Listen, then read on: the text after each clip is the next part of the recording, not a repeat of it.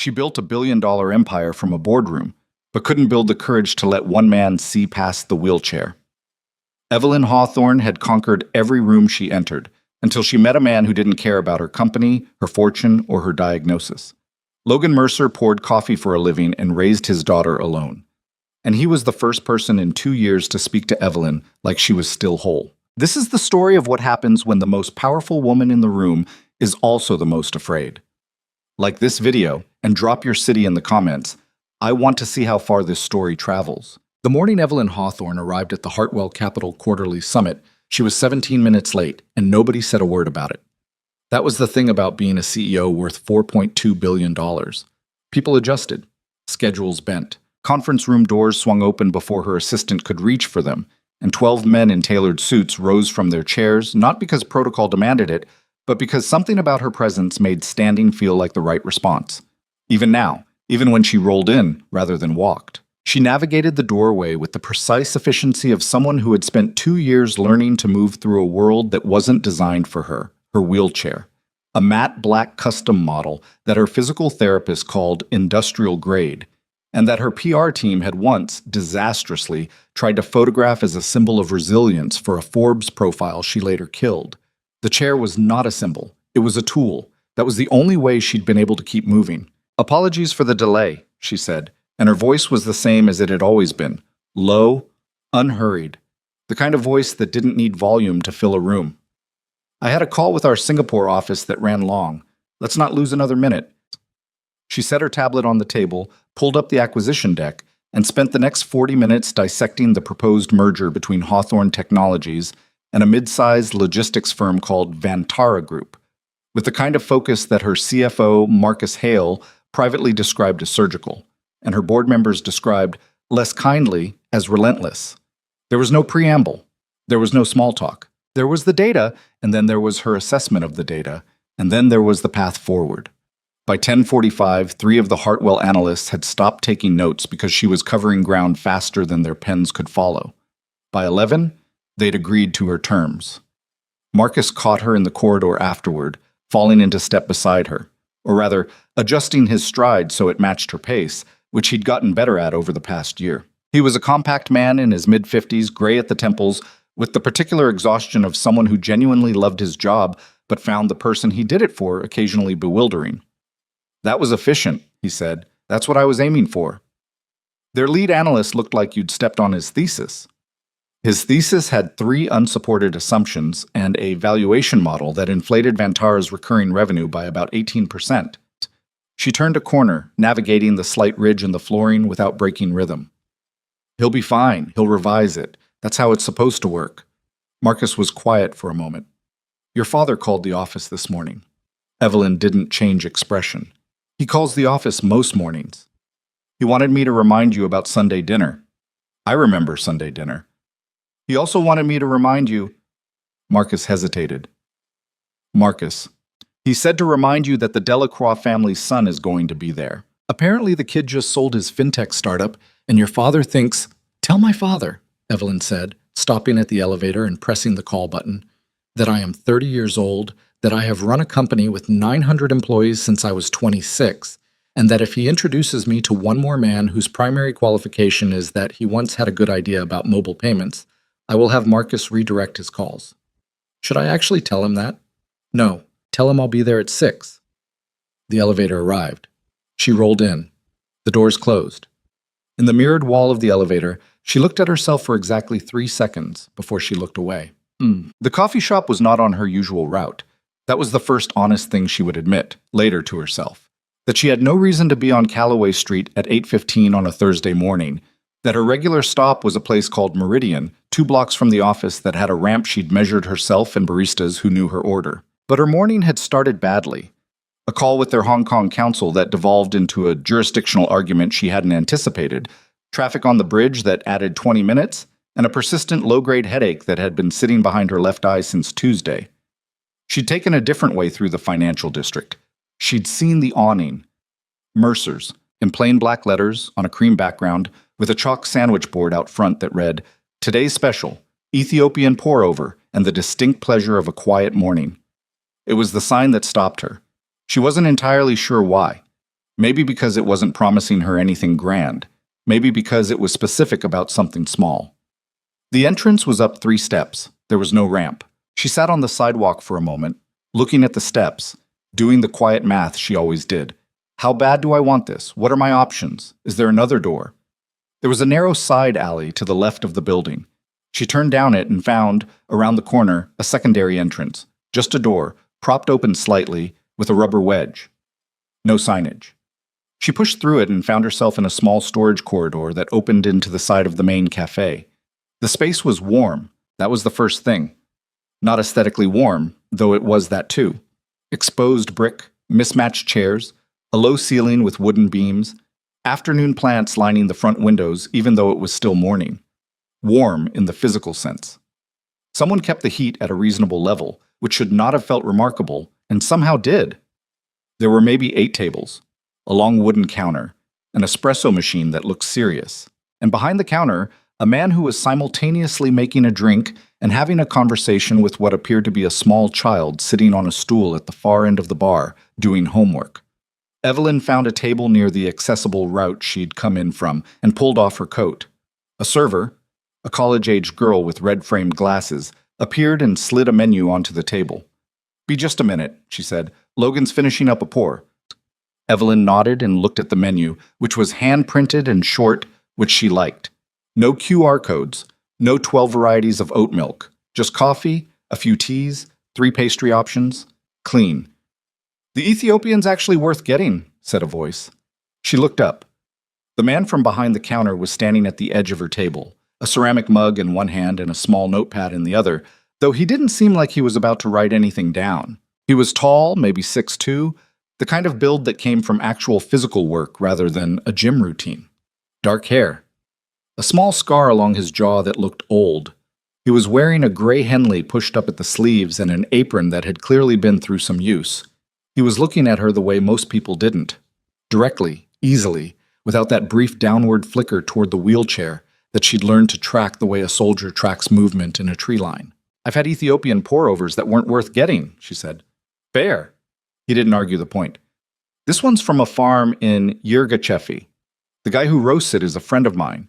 He's been working with the same cooperative for 6 years. It's got a natural berry finish, not acidic. If you want something bolder, I'd do the Sumatra. How do you take your coffee?" He blinked, then smiled slightly. "Straight? Black?" "I'll have the Ethiopian." He went back to the counter. The little girl at the end of the bar had looked up from her homework to watch this exchange, then returned to her work with the focused intensity of someone who had been told several times that mornings were for concentration. The coffee arrived 4 minutes later. He set it down without ceremony and turned to go. "It's good," Evelyn said after the first sip. He looked back. "I'll let Daniel know." "The roaster." "Yeah." He went back behind the counter. The little girl said something quietly to him that Evelyn couldn't hear, and he responded by ruffling her hair in a way that was both automatic and entirely genuine, the kind of gesture you couldn't perform if you were thinking about it. Evelyn drank her coffee. She answered 3 emails. She did not look up as often as she thought she might. When she asked for the check, the girl with the red glasses brought it. The amount was $6.50 for the pour-over and a pastry she'd added on impulse. She left $20 on the table. On the way out, she heard the little girl say, "Dad, did she forget change?" And the man, Logan, said, "No, baby, she left it." "Oh." A pause. That was nice. Evelyn was already through the side door. She sat for a moment in the alley, the cold hitting her after the warmth of the shop, and she thought, I didn't tell him who I was. It was such a small thing, and it felt, unexpectedly, like a full breath. Home. Sunday dinner at her father's house was always the same. The house was in Chevy Chase, large Tudor revival, the kind of place that had hosted congressional fundraisers and private gallery showings, and for the past 3 years, increasingly elaborate attempts by Richard Hawthorne to manage the one aspect of his daughter's life she refused to let him near. Richard Hawthorne was 71, a former senator, now a partner at a K Street lobbying firm whose specific operations Evelyn had long since stopped asking about. He was tall, still fit, with white hair and a handshake that had been precisely calibrated over 50 years to communicate authority without aggression. He loved Evelyn with a totality that occasionally expressed itself in ways that looked like control. And she had spent enough time in therapy to understand that distinction and still find it exhausting. The Delacroix son, Evelyn had mentally been calling him the fintech before she even arrived, was named Carter, and he was 34. And he had the particular energy of a man who had spent the past 18 months on a post-exit victory lap and hadn't yet figured out what came next. He was handsome in a generic way. He asked good questions about Hawthorne Technologies' infrastructure play in Southeast Asia. "You must be looking at ASEAN policy pretty carefully," he said, over the salmon course. "The data localization requirements are going to be interesting." "We have a team on it," Evelyn said. "I was thinking about getting into that space, actually. After the exit, I have some capital to deploy." He looked at her with the openness of someone who thought openness was the same as honesty. "I actually think someone like you, with the platform you've built, could be a real—" "What do you do for fun?" Evelyn asked. He paused. "Sorry?" "Outside of work. Capital deployment. Business. What do you do?" He thought about it in a way that suggested the question surprised him. "I've been doing some angel investing, which is more interesting than people think. That's still work. I golf." "Do you like it?" "I like the networking." Evelyn smiled, and it did not reach her eyes, and Richard Hawthorne, who had been watching this from the far end of the table, refilled his wine glass. After Carter left, after the housekeeper had cleared the plates and Richard's assistant had discreetly handed him a stack of briefing notes. He would pretend he wasn't going to read immediately. Evelyn sat across from her father in the study while he poured scotch he didn't offer her and she declined to ask for. "He's a good man," Richard said. "He seems fine." "Fine." He repeated the word like he was examining it for damage. "Evelyn?" "Dad? You're 30 years old." "I'm aware. I'm not trying to push you." He said this in the tone of a man who was, in fact, trying to push her. "I'm saying that I look at you and I see someone who is extraordinary at everything she attempts, and I'm watching you choose to be alone, and I—" He stopped. He turned the glass in his hands. "I worry." "You worry about the business all the time. You don't seem to lose sleep over that." "The business can run without you if something happens to you." His voice was quieter now. "A family can't." She looked at him for a long moment. "The men you've introduced me to," she said, "in the last 2 years, what did they have in common?" He waited. "They all looked at the chair before they looked at me, and then they spent the rest of the evening trying not to look at it again. Like if they pretended hard enough it wasn't there, they'd get credit for not minding." She kept her voice level. "I don't need someone who doesn't mind. I need someone who doesn't require that kind of active effort just to see me." Her father was quiet for a moment. "Has anyone managed that?" She thought about a coffee shop on Calloway Street, a ceramic mug, a man who'd looked at her directly without that flicker. "I'm going to head home," she said. "Early morning." She went back to Mercer's on Tuesday. She told herself it was proximity. She had a meeting at a law firm on Granville Street, which was close enough that Calloway made sense. She told herself it was the coffee. The Ethiopian had been genuinely good. She came in through the side door again. The shop was busier at mid-morning than it had been before, 4 of the 8 tables occupied, the espresso machine running. Logan was behind the counter. He looked up when she came in, and something registered in his expression. Recognition, easy rather than performed, and he lifted his chin in a small greeting. She took the same table. "Ethiopian again?" he said when he came over. "Is there something I should try instead?" He thought about it genuinely. "I just got a Costa Rican single origin in. It's lighter, honey process. If you're somewhere between the Ethiopian and something cleaner, I'll try it." It was better than the Ethiopian. She told him so when he refilled her water and he said, "I'll tell Daniel you've upgraded." And she said, "Daniel does the Costa Rican too?" And he said, "Daniel does everything I carry. We've been working together since—" He paused. "Since a while back. He's good people." There was something in that pause. She didn't push at it. "The girl who was here Thursday," she said. "Your daughter?" "Sophie." "Yeah." His expression changed slightly, in the way parents' expressions change when their kids are mentioned. Not soft exactly, just more present. "She's here mornings before school when I can't get coverage. She's pretty good about doing her work." "How old is she?" 7, going on 45. He said it the way people say true things. Evelyn smiled. It was an actual one, unguarded, and it seemed to catch him slightly off guard too, like he hadn't expected it. "You don't come through this part of the neighborhood much," he said, not accusatory, Just observational, the way someone notes a change in weather. I had a meeting Thursday and today. Law firm on Granville? How did you know? They send me a lot of business, long depositions. People need coffee. He picked up her empty mug.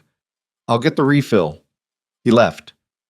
She looked at the table for a moment, at the grain of the wood, at the coffee ring her cup had left. She was not a person who sat in coffee shops between meetings. She was not a person who had casual conversations with people she'd just met. She had colleagues. She had a small inner circle.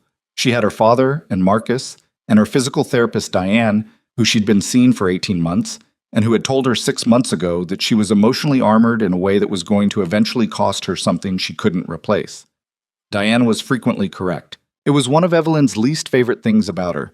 When Logan came back with the refill, she was looking at her phone. He set the mug down and she said, without looking up, "You don't ask me about the company." He paused. Should I? Most people do. Eventually, they find out who I am and then the conversation shifts. She put her phone down. You haven't asked. I know who you are, he said. She looked at him. You were on the cover of Inc. a couple years back, he said. I don't follow business press much, but it was in the waiting room at my daughter's pediatrician. The headline was something about the CEO who doesn't wait. He said it without irony, without deference. Just, here's the information, delivered plainly. You were in a wheelchair in the photo. I remember thinking the headline was either really tone-deaf or really intentional. It was intentional, she said. I wrote it myself. I figured. He picked up the empty water glass. You want more water? Please. He came back with the water. He said, I don't ask about the company because it doesn't seem like that's what you come in here to talk about. She was quiet for a moment. You don't know what I come in here to talk about, she said. This is the second time. Fair? He didn't argue it. I'm just saying you can, or you don't have to. Either way, the coffee's the same. He went back to the counter. She sat there for another 20 minutes, answered 2 emails, and did not think even once about the meeting she had in 45 minutes. It became a thing, not immediately, and not with any defined intention.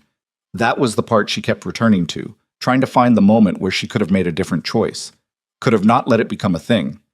But it was difficult to identify, because nothing about it was deliberate. She had meetings in that part of the city twice a week on average. Callaway Street was 3 minutes off the direct route. The coffee was exceptional, and the table near the side entrance had good lighting, and nobody bothered her. And Logan Mercer talked to her like a person. It was almost embarrassing how much that mattered.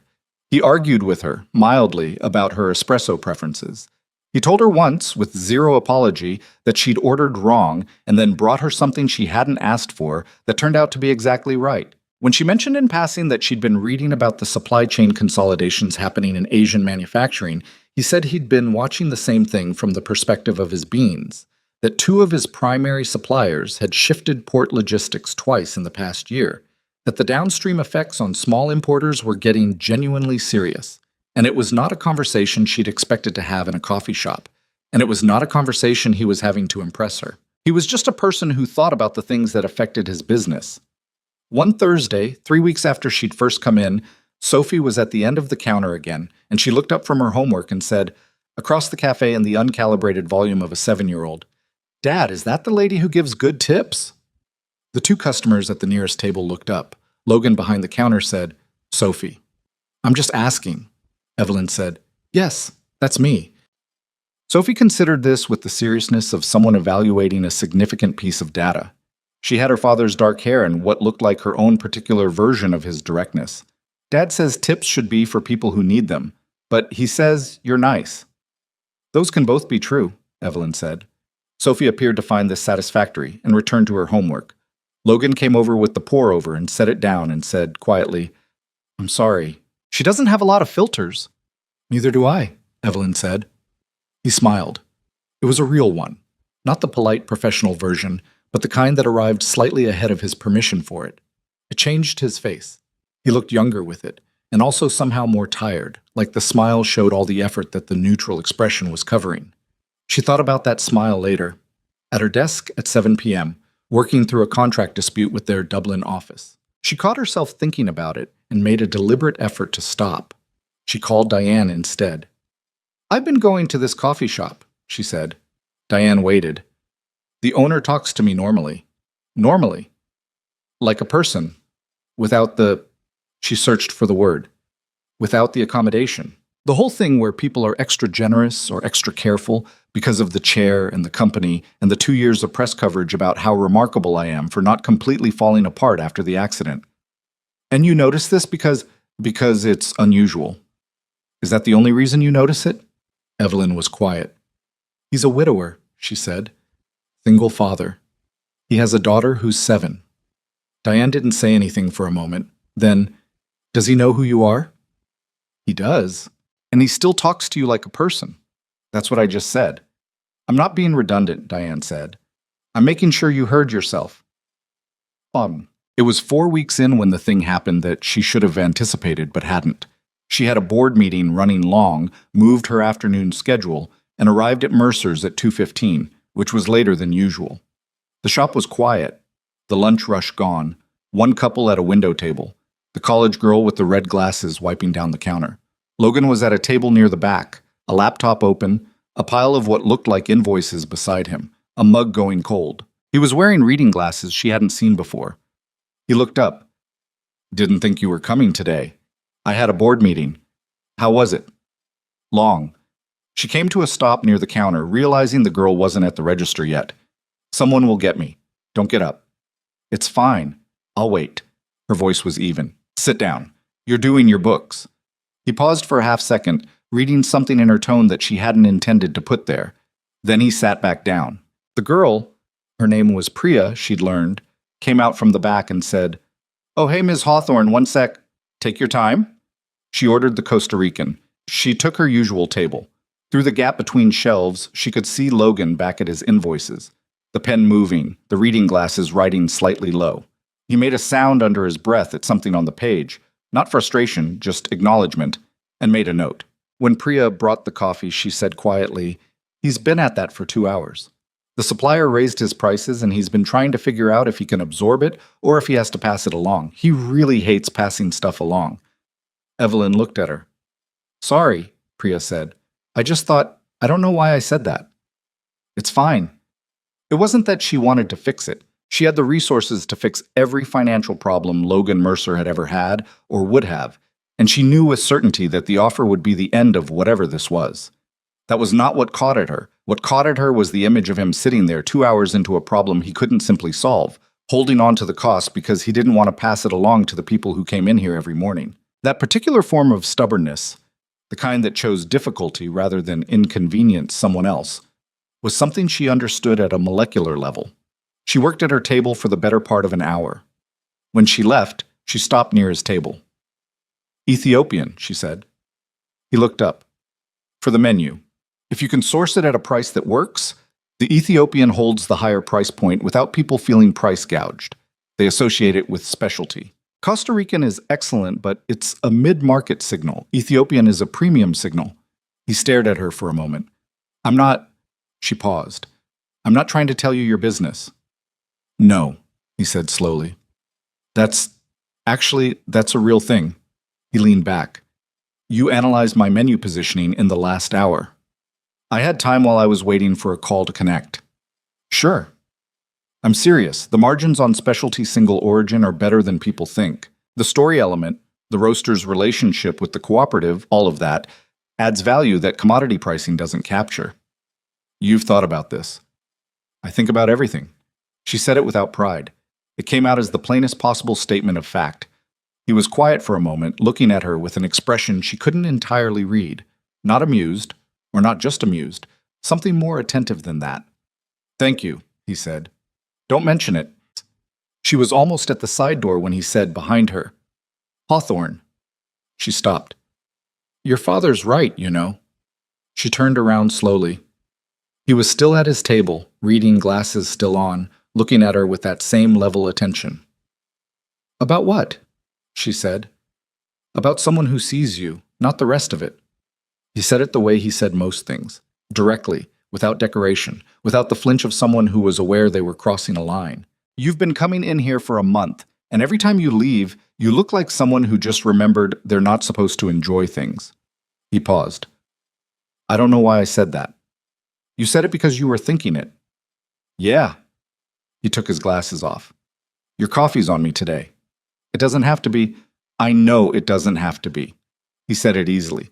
It's $6. Just let it be a thing. She looked at him for a long moment. You don't need a husband, he said. You need someone who sees the woman before the wheelchair. She had been spoken about, spoken over, spoken for, and spoken of in the third person within arm's reach for 2 years. She had been called inspiring and remarkable and exceptional and brave in tones that turned her into a category. She had been on the cover of 4 magazines. She had been given a standing ovation at a technology conference in Singapore and managed to get to the restroom before she started shaking. She stood in the doorway of a coffee shop on Calloway Street, and she was, for perhaps the first time in 2 years, completely speechless. See you Thursday? He said. She left without answering. She sat in the car for 4 minutes before she told her driver to go. Cool. She called Diane at 9 that night. He said something, she said without preamble. Okay. It wasn't a grand gesture. He just said it, like it was obvious, like he was pointing out that the sky was blue. What did he say? She told her. Diane was quiet for a moment, then, how did it make you feel? Exposed, Evelyn said immediately. Then, and something else. And something else like what? She looked at the ceiling of her apartment, the high, white, architecturally perfect ceiling of the penthouse she'd moved into 6 months after the accident because the previous place had stairs she'd refused to have modified because modifying them would mean admitting something she wasn't ready to admit. Like maybe, she said slowly, something is possible that I decided wasn't. Diane waited. Which is terrifying, Evelyn said. Of course it is, Diane said. It's supposed to be. Evelyn lay in the dark of her apartment, the city spread below the floor-to-ceiling windows. Her company 40 floors down in the building across the street, all $4.2 billion of what she'd built humming quietly in its servers and contracts and satellite offices. She thought about a man at a table with reading glasses and a pile of invoices and coffee going cold. She thought, I don't know how to do this. And underneath that, quieter. I want to try. She didn't go back on Thursday. She had reasons. A real one, actually, a last-minute call from their legal team about a patent dispute that pushed her entire afternoon into the evening, and by the time it was resolved, she was in the back of a car, heading home with a headache and a cold cup of tea and no appetite for anything except silence. She told herself that was the reason. She was mostly right. She didn't go back the following Tuesday either.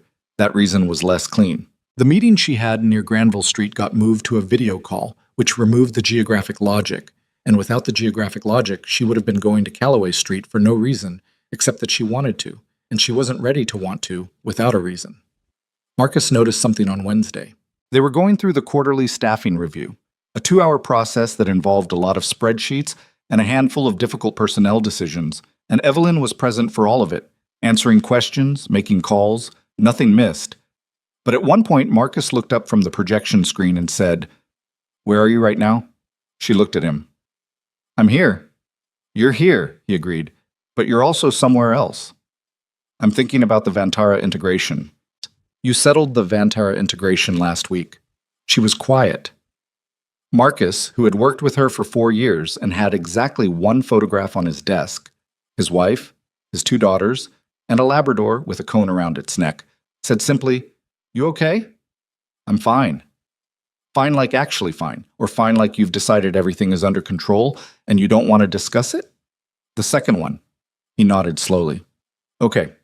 He went back to the spreadsheet. The Vantara integration really is settled, just so you know. She went to Mercer's the next morning. It was a Friday, which was not her usual day, and she arrived earlier than she'd come before. 7:45, the shop barely 30 minutes past its opening, the morning crowd thinner and quieter. Logan was behind the counter. When she came through the side door, he looked up, and the look lasted half a second longer than a simple recognition glance. There was something in it, an assessment she couldn't entirely read, and then it was just a greeting. You've been gone a while, he said. I had a complicated week. 2 of them, actually. She paused. He'd counted. She didn't know what to do with that, so she filed it and moved on. Is the Costa Rican still on? It is. I also got a new natural process from a farm in Burundi. It's weird in a good way. Weird how? Tastes a little like stone fruit. Not obviously, but it's there. Some people find it distracting. I think it's interesting. I'll try it. He brought it over himself rather than sending Priya. He set it down and said, "Stone fruit's in the back of the finish. Give it a second." She gave it a second. He was still standing at the edge of the table, not waiting exactly, just present. "There it is," she said. "Yeah, it's good." He went back behind the counter. She opened her laptop. The morning was quiet and gray outside, the windows running with a thin drizzle, and the shop smelled like roasted coffee and something warm from the kitchen. Pastry, she thought, or maybe bread. There was a different person at the end of the counter today, not Sophie. "She's at school?" Evelyn asked when Logan came over to check on the coffee. "Monday through Friday," he said, "since September. She loves it, which surprised me. She was nervous before it started, didn't sleep well the week before." He said this in the way of someone recalling a specific worry that had resolved, still holding the echo of it. Turns out she just needed to find one friend, and after that she was fine. It's always one friend, I think. For kids. For everyone. She looked at him briefly, then at her laptop. "What about you? Is there someone who covers the shop when she needs you?" "Priya opens Tuesday through Friday. My neighbor, Mrs. Okafor, she's 73 and treats Sophie like a personal project. She does after school on the days I can't close early." He leaned against the counter edge behind him, arms crossed, not formally, just comfortable. "We have a system. It took a while to get it right." "What does that mean, a while?" He considered the question like it was worth considering. The first year after her mother died, I was making it up as I went. Sophie was 4. 4-year-olds they're relentless, in a good way, because they don't really have the capacity to let you stay still in your grief. She needed things constantly. Breakfast, bath, someone to sit with her while she fell asleep. Someone there when she woke up scared. He paused. That was actually, I think, what kept me functional that year. Having to show up for her. The cafe was quiet around them. The drizzle outside had shifted into something steadier. "I'm sorry about your wife," Evelyn said. He nodded once. "Thank you." It didn't have the quality of a conversational close. It had the quality of someone acknowledging something that was genuinely hard to acknowledge, and then choosing to continue to sit with the person who'd said it rather than change the subject. "What was her name?" Evelyn asked. "Claire. He said it the way you say a name you've said many thousands of times and haven't found a way to make smaller. Claire Ann Mercer. She was a landscape architect. She was incredibly precise about everything except punctuality. She was always late. A small sound that wasn't quite a laugh. Sophie does the same thing. Drives me insane, and it's also, I can't bring myself to actually push back on it the way I should." Evelyn was quiet for a moment. How long was she sick? 14 months from diagnosis. He said it without effect, which was the particular tone of a number that had been examined until it no longer surprised you. "Glioblastoma. It's a brain tumor. Aggressive. The treatment options..." He stopped. "There were options. We pursued them. They didn't change the outcome." "I'm sorry," she said again, because it was the only honest thing. "I know." He looked at her. "How did the accident happen? If that's... You don't have to." She hadn't expected the reciprocation and found herself without a prepared response, which almost never happened. "Car accident," she said. 2 years ago. I was coming back from a board dinner, late, and a truck ran a red on the intersection and hit the passenger side where I was sitting." She kept her voice even. "Complete spinal injury at T12. The doctors were quite honest, which I respected more than I expected to. No recovery of function below the injury. That's the permanent condition." He looked at her steadily. "That's a lot to absorb." "It was." "And you went back to work?" 8 weeks later. She saw his expression. "I know how that sounds. It sounds like you needed something that was yours." She stopped. "That's what it sounds like," he said simply, not elaborating it, not making it into a lesson. Just, "Here's what I heard." The morning drizzle thinned to mist outside. Priya was running a cloth over the far counter. Somewhere behind the kitchen door, something beeped. Evelyn sat with her coffee and her laptop, and the strange absence of the particular loneliness she usually carried into rooms. She stayed for 2 hours. The investigating was not something she was proud of. She told herself it was due diligence, that she was a person who operated on information, who made decisions based on verified data, and that what she was feeling was the kind of thing that required context. She told Diane the same thing, on the phone, on a Sunday night, and Diane said, "You're researching him." And Evelyn said, "I'm gathering context." And Diane said, "Evelyn." And Evelyn said, "I know." She had Marcus pull background through their standard vendor screening process, which she told him was related to a potential supply chain partnership, a lie Marcus accepted with the quiet understanding of someone who knew she would tell him the full truth eventually. What the screening returned was Logan James Mercer, 32, no criminal record, no outstanding litigation, no financial red flags, single, one dependent, previous business registration in the state of Virginia. The Virginia registration was where it got interesting. She dug further herself because there were limits to what she was willing to ask Marcus to find. What she found, over 2 evenings with legal databases and archived press from a business journal she subscribed to, was a company called Veritas Logic, co-founded 7 years ago by Logan Mercer and a software engineer named Daniel Park, who, she realized with a jolt, was the same Daniel who roasted Logan's coffee, the same Daniel who'd been working with the same cooperative for 6 years. Veritas Logic had built compliance automation software for mid-sized financial institutions, a niche that sounded dry until you looked at the numbers, which told a different story. Seed funding of $4 million, Series A at 22, a growth trajectory that had the financial press, briefly, calling it one of the more quietly impressive enterprise software builds of that period. At the time Logan had left the company, the last independent valuation had the firm at somewhere between $85 and $92 million. He had owned 38%. He had transferred his shares. Not sold. Transferred. To Daniel Park, his co-founder, and to a legal instrument she traced through 2 corporate filings before she found what it was. An irrevocable trust set up in Sophie Mercer's name, structured so the disbursement didn't begin until she turned 25. An education provision was built in separately, accessible from 18. He had given up 38% of a $90 million company. He had kept nothing for himself that she could find. He had opened a coffee shop. She sat with this for a long time. She went to Mercer's on a Tuesday. She came through the side door. Logan was training a new hire at the espresso machine, a young man who kept over-extracting, and Logan was patient about it in the particular way of someone who had corrected the same mistake many times without making the person feel stupid for it. He saw Evelyn, lifted a finger, 1 minute, and finished the demonstration before he came over to her table. "Burundi again?" he said. "Please." She waited until he sat down across from her, which he did sometimes now when the shop was slow, with his own coffee, and there was nothing remarkable about it anymore. It was simply a thing that happened. "Can I ask you something that might be considered intrusive?" He considered. "Probably." "Why the coffee shop?" Something moved in his face. A brief recalibration. "Why not the coffee shop?" "That's not an answer." "I know." He turned his mug on the table. The mug was chipped on one side. She'd noticed that before, that he used the same chipped mug every time.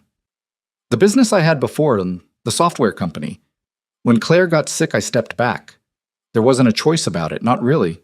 She needed someone there, fully there, and I had a co-founder who was capable and a team that was solid, and I thought, I'll come back to it after."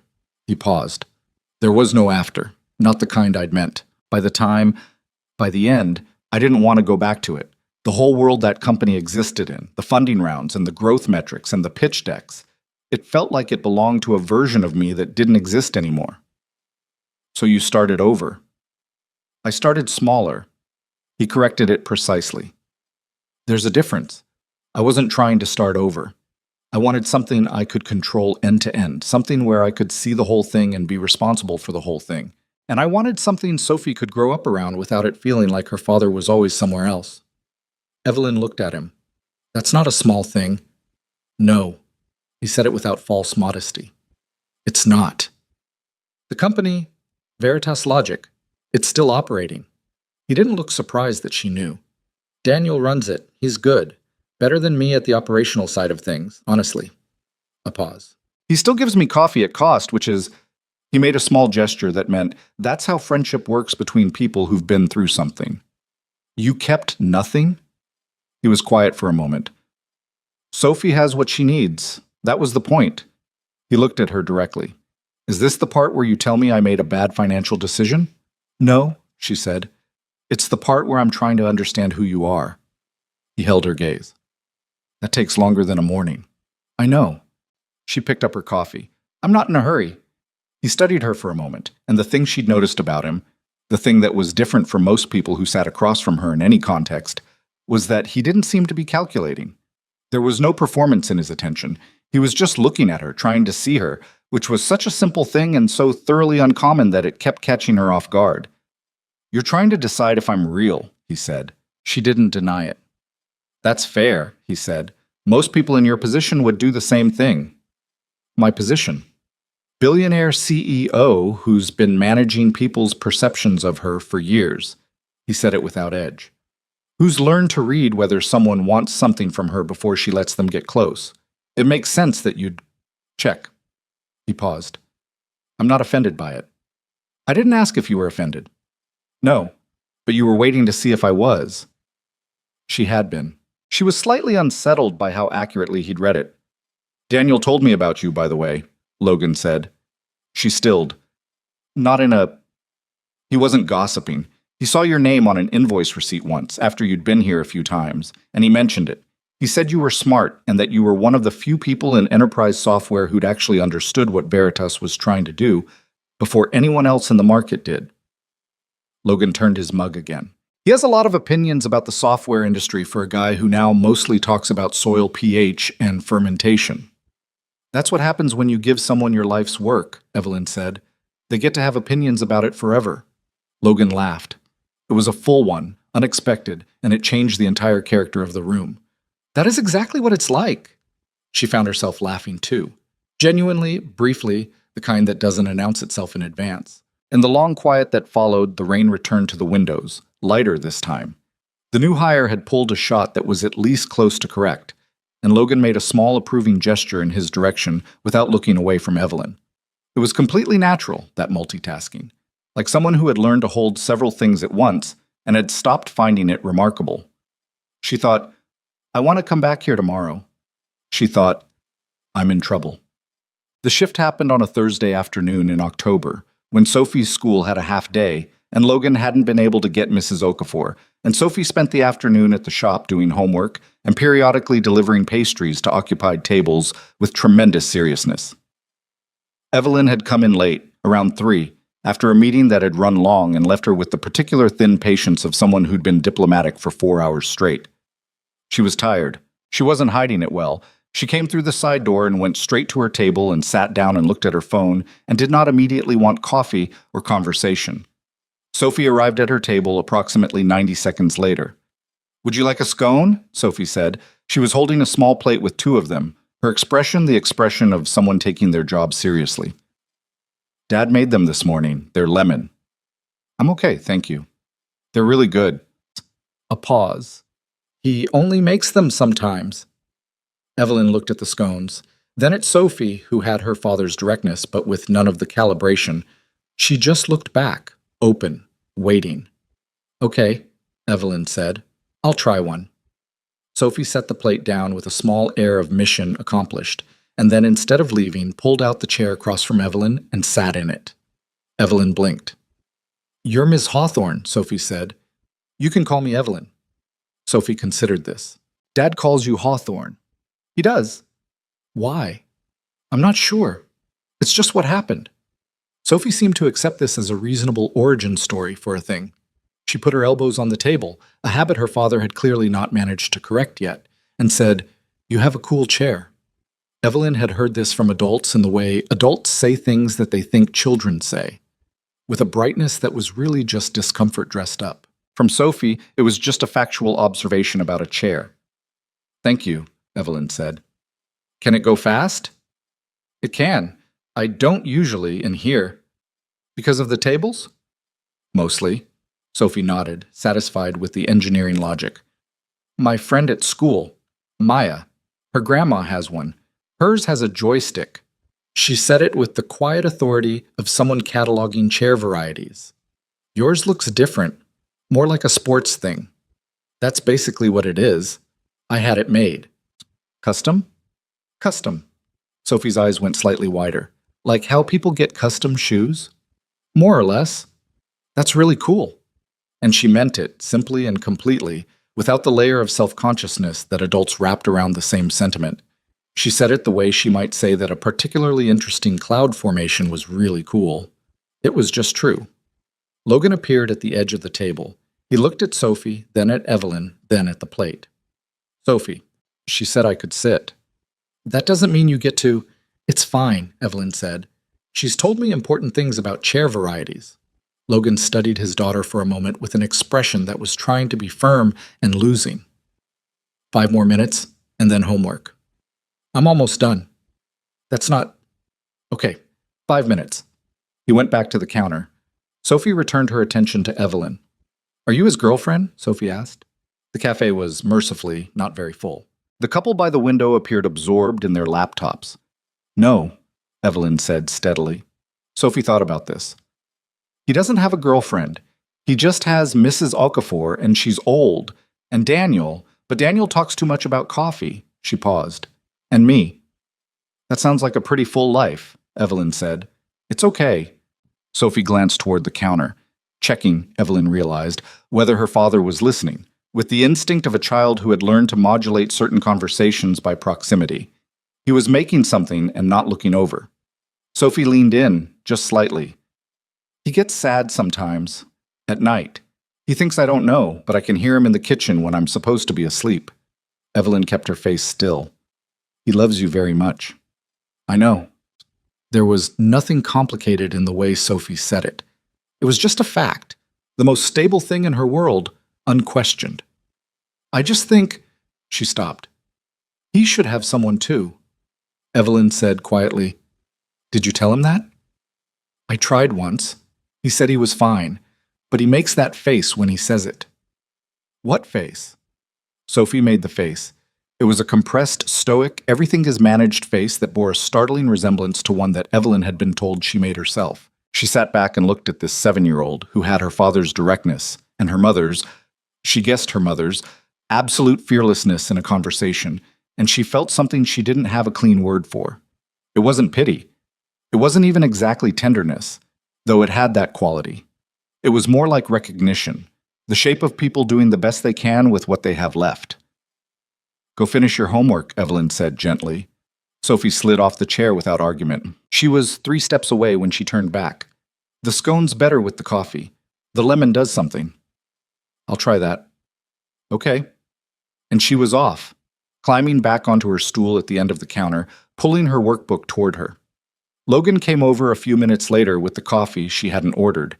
He set it down and looked at the scone plate, which she'd cleared, and said, She talk your ear off? She's remarkable, Evelyn said. Something crossed his face, the involuntary kind of pride that hurts a little at the edges because you know exactly how much it costs to have something worth being proud of. She is, he said. Then, she didn't say anything weird, did she? Evelyn looked at him.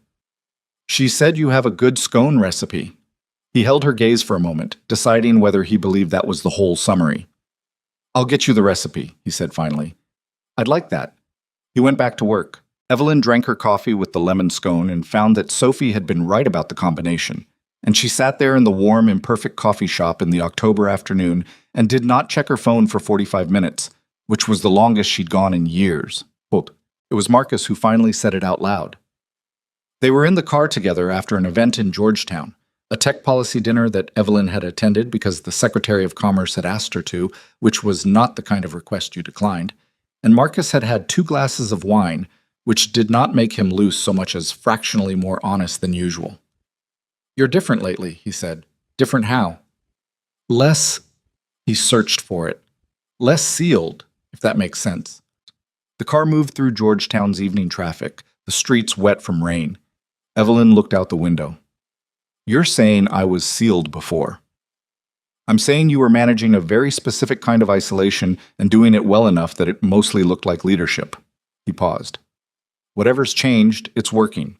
She was quiet. Is it someone? He said. Marcus. I'm asking as someone who cares about you, not as your CFO.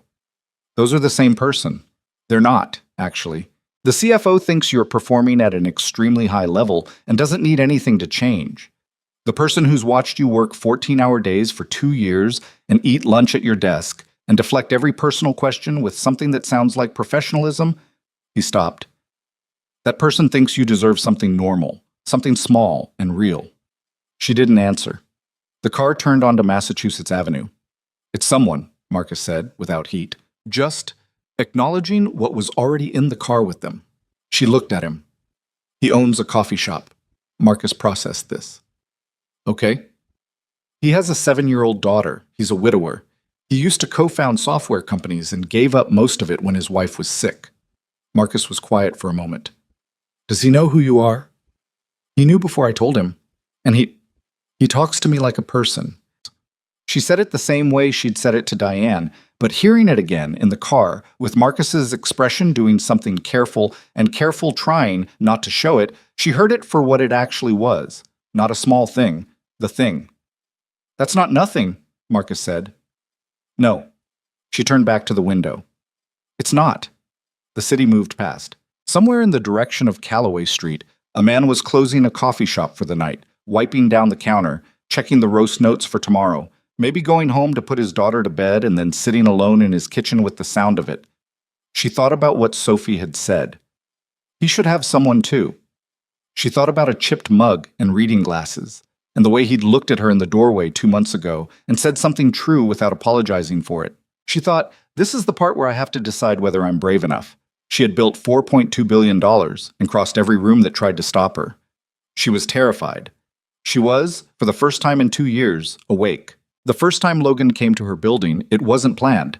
She had mentioned on a Tuesday in late October that she was working through a restructuring proposal that was giving her trouble. Not the numbers were fine, but the human architecture of it, who reported to whom after the merger, what the new org chart did to people who had been with Hawthorne Technologies since the early days. She was trying to write the internal announcement and finding that every version of it sounded either clinical or falsely warm, and neither worked. He had said without making it a gesture, sometimes it helps to talk it through with someone who doesn't have a stake in it. She had looked at him. You don't have time for that. I close at 5 on Tuesdays. She hadn't intended it to turn into an invitation. But at 6:15 that evening, her driver pulled up to Mercer's and Logan came out the front door in a jacket instead of an apron, and Sophie was already at Mrs. Okafor's, and they went to a restaurant 3 blocks away that had good food and no dress code, and the kind of noise level that made a private conversation feel possible without feeling staged. He ordered the least expensive thing on the menu. She noticed and said nothing about it.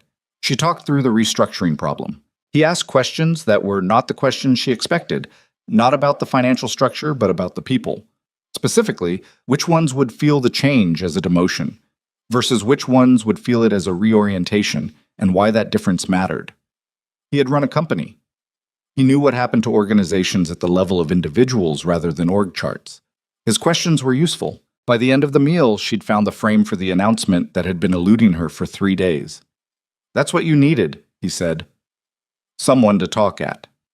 Someone to talk at who occasionally pushes back. He took a drink of his water. You think out loud better than almost anyone I've met. You just need the friction. My board provides friction. Your board provides opposition. That's different. Opposition is people with stakes. Friction is just resistance for the sake of clarity. He turned his glass on the table. Different thing. She looked at him across the table in the restaurant noise and thought, this man is smart in a way that doesn't require you to know it right away. It arrives incrementally, with no announcement. They stayed 2 hours. When they walked out, she in her chair, him adjusting his pace without any visible awareness that he was doing it, she turned toward where her car was waiting, and he turned the other direction toward the parking garage. And for a moment, they stood on the sidewalk in the cold November air, and there was a quality to the pause that both of them could feel. Thank you, she said, for the thinking partnership. Anytime. He meant it without weight. Let me know how the announcement lands. He walked toward the garage. She watched him for a moment before she turned toward the car. Her driver, a man named Terrence, who had been with her for 3 years and communicated almost entirely in silence, said nothing. But she caught him not looking at her in the rearview mirror in a way that indicated he had opinions he was professionally declining to share. Not a word, she said. Didn't say anything, Terrence said. Bust some. She called Diane that night and said, I think I'm falling for him. And Diane said, I know. And Evelyn said, I haven't done this since before the accident. And Diane said, I know. And Evelyn said, I don't know what I'm supposed to do with the fear. And Diane said, you live with it. You don't let it make your decisions. It was simple advice. It was also the hardest kind. What she found, over the weeks that followed, was that the fear had two distinct components, and they were almost opposite in character. The first was the ordinary fear of vulnerability, of letting someone see the inside of her life, the penthouse that was beautiful and almost empty. The evening she spent working because work was the one thing that still felt fully hers. The fear that if he saw all of it, he would understand, finally, what the accident had taken from her that no amount of recovery could replace, and that understanding might look like pity, which she would not survive. The second fear was stranger. It was the fear that she would do this wrong, that she had spent so many years operating in a world of transactions and leverage and managed impressions that she no longer knew how to simply be someone's person, how to be soft in the right places, how to show up without an agenda, without the instinct to protect herself in advance. She mentioned this to Logan directly, one morning in late November, sitting at her table with the Burundi and the rain outside, because she had gotten to the point where she said things to him that she normally didn't say out loud. I haven't been in a relationship in a long time, she said, not since before the accident. He was across the table, his chipped mug in hand, the shop quiet around them. He didn't fill the space with reassurance. I know She stopped. I'm not easy. I'm aware of that. I work too much, and I trust slowly, and I'm not good at letting things be uncertain when I could theoretically resolve them. Those aren't fatal flaws, he said. They're not nothing. No. He considered. I'm not easy either. I carry Claire with me. That doesn't go away. Sophie sees it sometimes, and she doesn't say anything, but she knows. And that's its own kind of weight. He paused. And I'm not a billionaire, Hawthorne. I own a coffee shop. I drive a 6-year-old Honda. I don't go to the kind of places you go or know the kind of people you know. That gap is real. I don't care about the gap. You don't, he said, but other people will.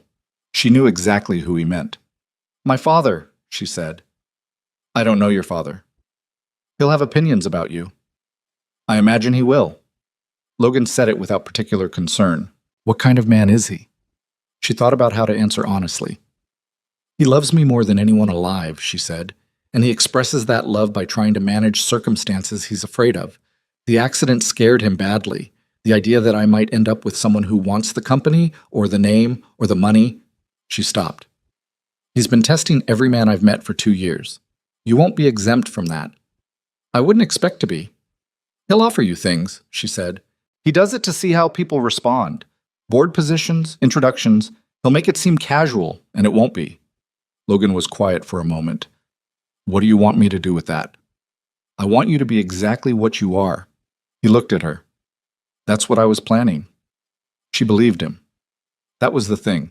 She believed him without the reservation she applied to almost every other statement anyone made to her, and she didn't entirely know what to do with that degree of ease. I want you to meet him, she said. Not yet, but eventually. I want you to know what you're walking into. Okay, he said it simply, not bravely, not with any performance of courage, just, okay, as if it were a logistics question. She looked at him across the table. You're not worried. I'm a little worried, he said. I just don't think worrying in advance is useful. I worry in advance constantly. It's how I prevented 9/10 of the problems I've ever had. And the 10th? She was quiet. The 10th is the thing that gets you anyway, he said, not unkindly. The truck that runs the red light. She sat with that for a moment. Yeah, she said. She told him 2 weeks before she told her father, which felt like the right order and also like the most terrifying one. She came into the shop on a Tuesday morning, early, before the other tables had filled, and she sat down and looked at him when he brought the coffee and said, I want to try this. Whatever this is, I want to try it properly. He set the coffee down. He looked at her. I know what I am, she said. I know what it means to be attached to my life. The scrutiny and the complications and my father and the... She stopped, gathered the thread. I'm not asking you to want any of that. I'm asking you if you want me, separately from all of it. The cafe was quiet. Priya was doing something in the back. Logan pulled out the chair across from her and sat down, which he sometimes did and which she had never been able to fully predict. He put his elbows on the table, the same habit Sophie had, she'd noticed months ago, and he looked at her with the full attention he gave things when he was being serious. "I've been watching you for 4 months," he said, "and you've been watching me, and neither one of us has been pretending." He paused. "I want to try. I want to do it carefully because I have Sophie to think about. And you have. Everything you have. But yes, that's my answer." She had expected him to add qualifications. He didn't. "Okay," she said. "Okay," he said. They looked at each other and neither of them smiled right away because it wasn't a light thing and they both knew it. It was the kind of beginning that already had weight to it. Not bad weight, just the weight of people who had both already lost things and knew the cost of what they were starting. Then he said, "The Costa Rican today. I got a new batch. Is it better than the last one?" "Different, you tell me." She told her father on a Sunday. She came to the dinner specifically for that purpose, arrived early before Carter Delacroix or anyone else could be invited, and sat across from Richard Hawthorne in the study with its scotch and its briefing notes, and she said, "I've been seeing someone." Richard set down his glass. "His name is Logan Mercer. He's 32. He owns a coffee shop on Callaway Street. He's a widower with a 7-year-old daughter." She kept her voice even, which required actual effort. "He's intelligent, and he's kind, and he talks to me like a person, and I would like you to meet him." Her father was quiet for a long time. The study clock measured it. "A coffee shop," Richard said. "Yes. Evelyn? I know what you're going to say." "I don't think you do." He picked up his glass again, turned it. "I'm going to say, how did he respond when he found out who you are?" She had not expected that question to be the first one. "He already knew." "And?" "And nothing. He talked to me the same way he had been." That could mean he's very good at not showing what he wants. It could. She held her father's gaze. Or it could mean he genuinely doesn't want what you think he wants. Every man wants something. "I want something too, Dad." Her voice came out more direct than she'd planned. "I want to feel like myself again. I want to spend time with someone who sees me before the chair and the company and the Forbes cover. I want—" She stopped. "I want what you had with Mom, before she got sick, that specific thing. And I know that's an enormous thing to want, and I know it might not work, and I know there are 100 ways it could go wrong, but he's the first person in 2 years who has made me want to try." Her father looked at her for a long moment. She saw the calculation moving behind his eyes, the risk assessment, the scenario planning, the particular love that expressed itself as anticipatory management. And then she saw something else, the father rather than the strategist. The man who had sat beside a hospital bed 2 years ago and held his daughter's hand while she learned she would never walk again, who had watched her rebuild herself with a will that sometimes frightened him because it left no room for softness. "Bring him to dinner," Richard said. "Not yet. He's not—" "I'm not asking to interrogate him. I'm asking to meet him." A pause. "Like a person." She studied her father. "That's exactly what I told him you wouldn't do." "Give me some credit, Evelyn." "I give you credit for many things. Restraint at the dinner table is not historically one of them." He didn't argue, because he couldn't. The dinner was on a Saturday in mid-December, and Logan arrived at the Chevy Chase house in his own car, the 6-year-old Honda, and rang the front bell, and the housekeeper showed him to the sitting room where Evelyn was waiting, and he came in without the overdressed performance she'd half expected, and without the deflating underdress she'd half feared. He was wearing a dark blue button-down and dark pants, and he looked like himself, which was what she'd asked for, and when he saw her, he came directly to her without scanning the room first and said quietly, "How are you doing?" "I'm fine." "Fine, like actually fine." "Fine like I'm managing." She almost smiled. "Fair warning, he's going to be pleasant for approximately 45 minutes before the questions start."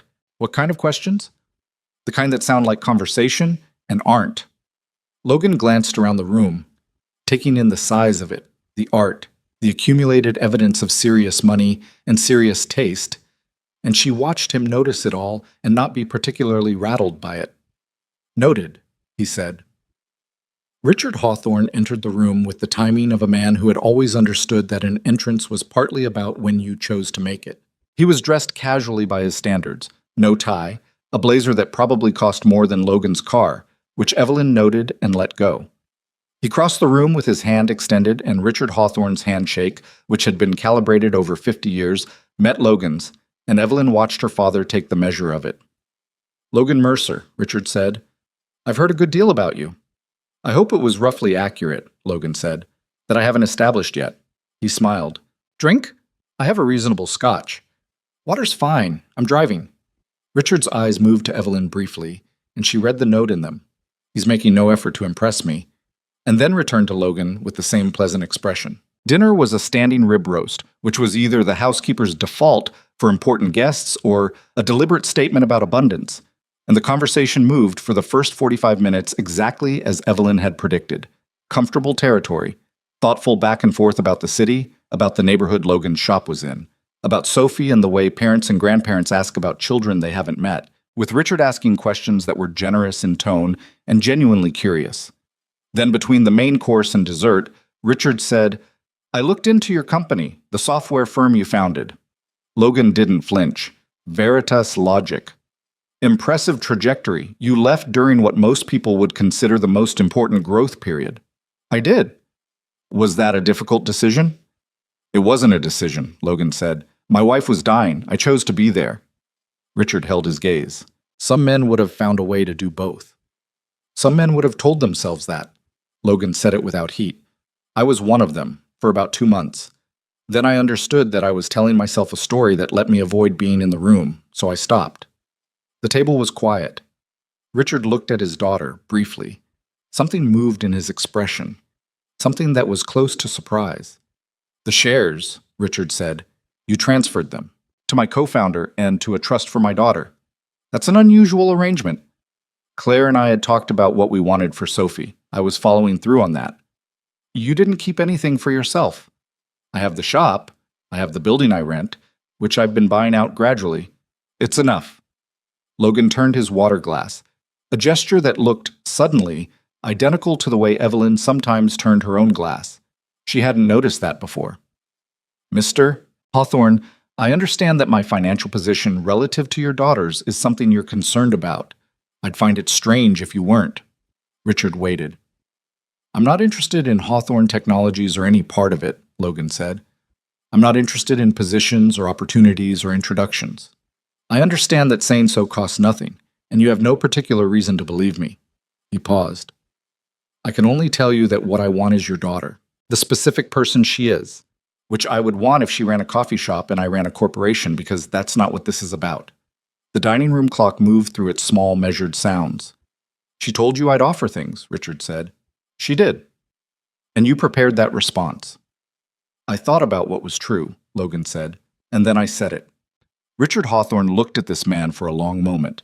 The man who had sat at his table and eaten the food and drunk the water and refused to be managed, who had answered every question without performance and without apology, who had looked at his daughter from the moment he walked in with an attention that Richard recognized, from a long time ago, as the specific attention of someone who was afraid of losing what they'd found. He looked at Evelyn. She looked back at her father with the face of a woman who had made her decision and was not asking for approval, and would appreciate very much if approval was coming anyway. Richard Hawthorne, who had survived decades of people trying to handle him, picked up his dessert fork and said, "The shop on Callaway. Do you do private orders?" Logan blinked slightly. "For events?" "I have a firm dinner in January, 40 people. The catering handles the meal, but the coffee afterward is always terrible and no one wants to say so." "I can do that," Logan said. "Good." Richard looked down at his plate, then back up. "I'll have my assistant reach out." It was not a surrender. Richard Hawthorne didn't surrender, but it was the specific sound of a man recalibrating, taking new information in and adjusting the architecture around it. And Evelyn, who had known her father for 30 years, recognized it for what it was. She let out a breath she'd been holding for approximately 2 hours. After dinner, when Richard had drifted toward his study with his briefing notes and Evelyn and Logan were in the hallway, while Terrence brought the car around, Logan said, "How did that go?" "Better than it usually does." "He's a hard man to read." "He's a very easy man to read," she said. "You have to know the code." She looked at him. "He offered you business. That's the code. If he was going to shut you out, he would have been warmer at dinner, and then nothing would have come of the evening." Logan processed this. He offers business to people he respects. He offers business to people he's decided aren't a threat. There's a difference? For my father, she said, those are the same category. The car appeared at the end of the drive. Logan walked beside her toward it, and at the door he held it open. Not in a way that took over, just in the natural way of someone who was nearby, and it made sense. And she looked up at him in the cold December dark and said, "Thank you for tonight." "I ate a very good rib roast," he said. "I should be thanking you." "I'm serious." "So am I." He looked at her. "He loves you. He's just afraid for you. Those are hard to separate." She thought of her father's face across the dinner table, the moment he'd recalibrated. "He doesn't love easily," she said. "Most people who love hard don't." Logan touched her face, just briefly, with his thumb along her jaw, the way you touch someone you're still learning, and then stepped back. "I'll see you Tuesday." She watched him walk back to his car. The Honda started up, and she could see him through the windshield for a second, just a man in a car on a winter night, going home to relieve Mrs. Okafor and check on Sophie and do whatever the quiet of his evenings was. The kitchen, the coffee, going cold, the things he carried without putting them down. She got into her own car. Terrence did not say anything. She looked out the window at her father's house as they pulled away, and through the study window she could see the light on, her father at his desk. And as the car turned, she caught, just briefly, the particular set of his shoulders. Not the senator's shoulders. The father's. He was worried. He would always worry. But underneath it, in the code she'd spent 30 years learning to read, tonight it said, "I see what you see." That was enough. More than enough. She called Diane at 10:30. "He met my father," she said. "And?" "My father offered him catering business." Diane was quiet. Then, "That's his version of a blessing, isn't it?" "It is. How do you feel?" She looked at the city passing outside the window. The lit windows. The December cold on the glass. The ordinary, ongoing life of a million people who were afraid of things and doing them anyway.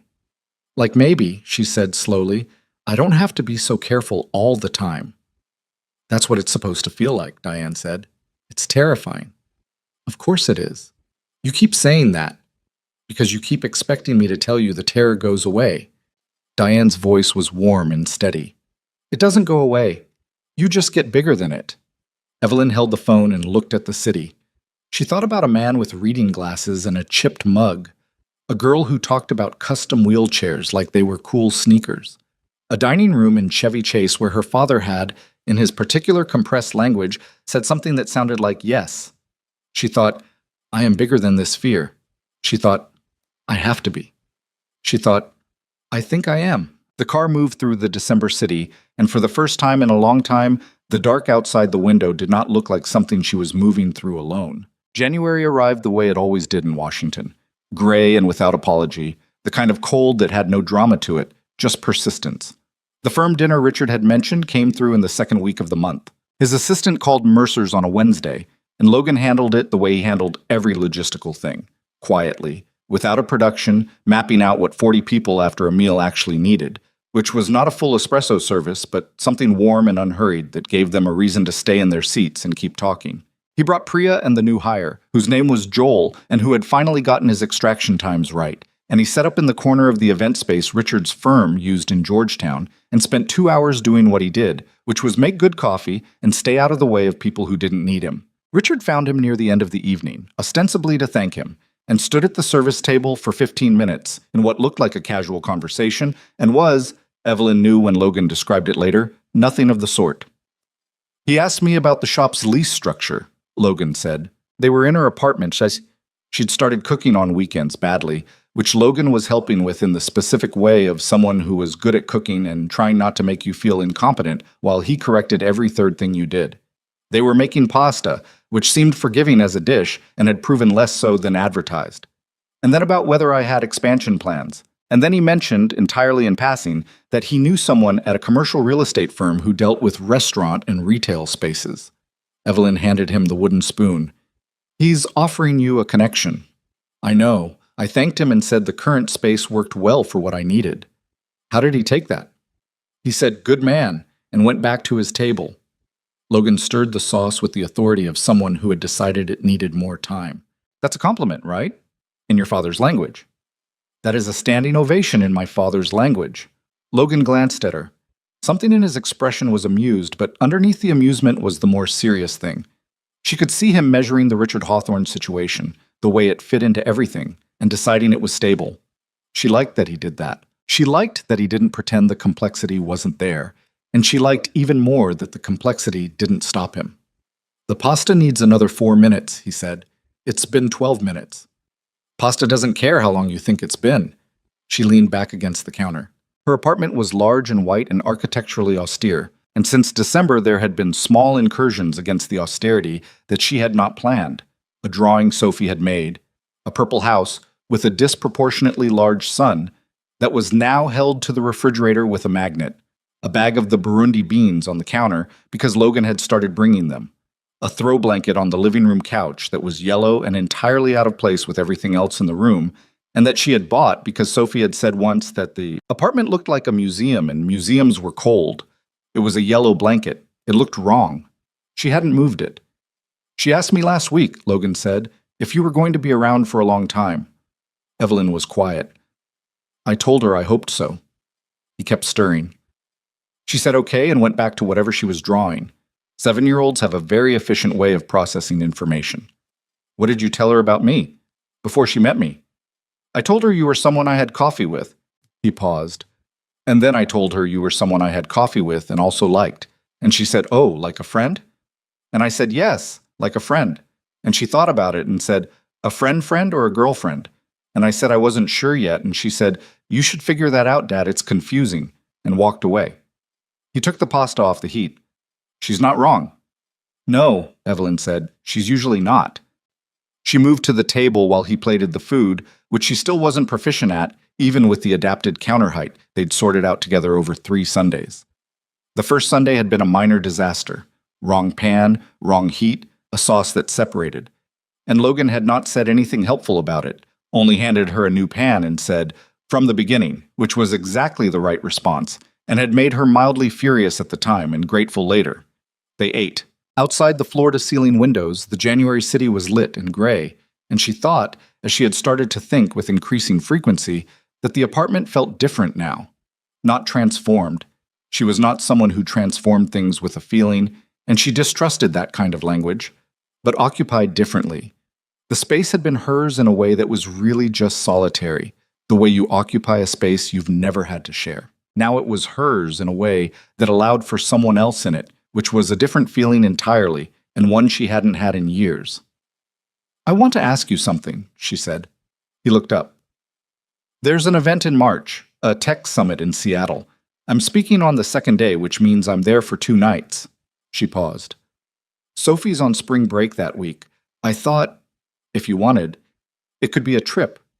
For both of you. For all 3 of us." Logan was still. "You've been thinking about this." "I have.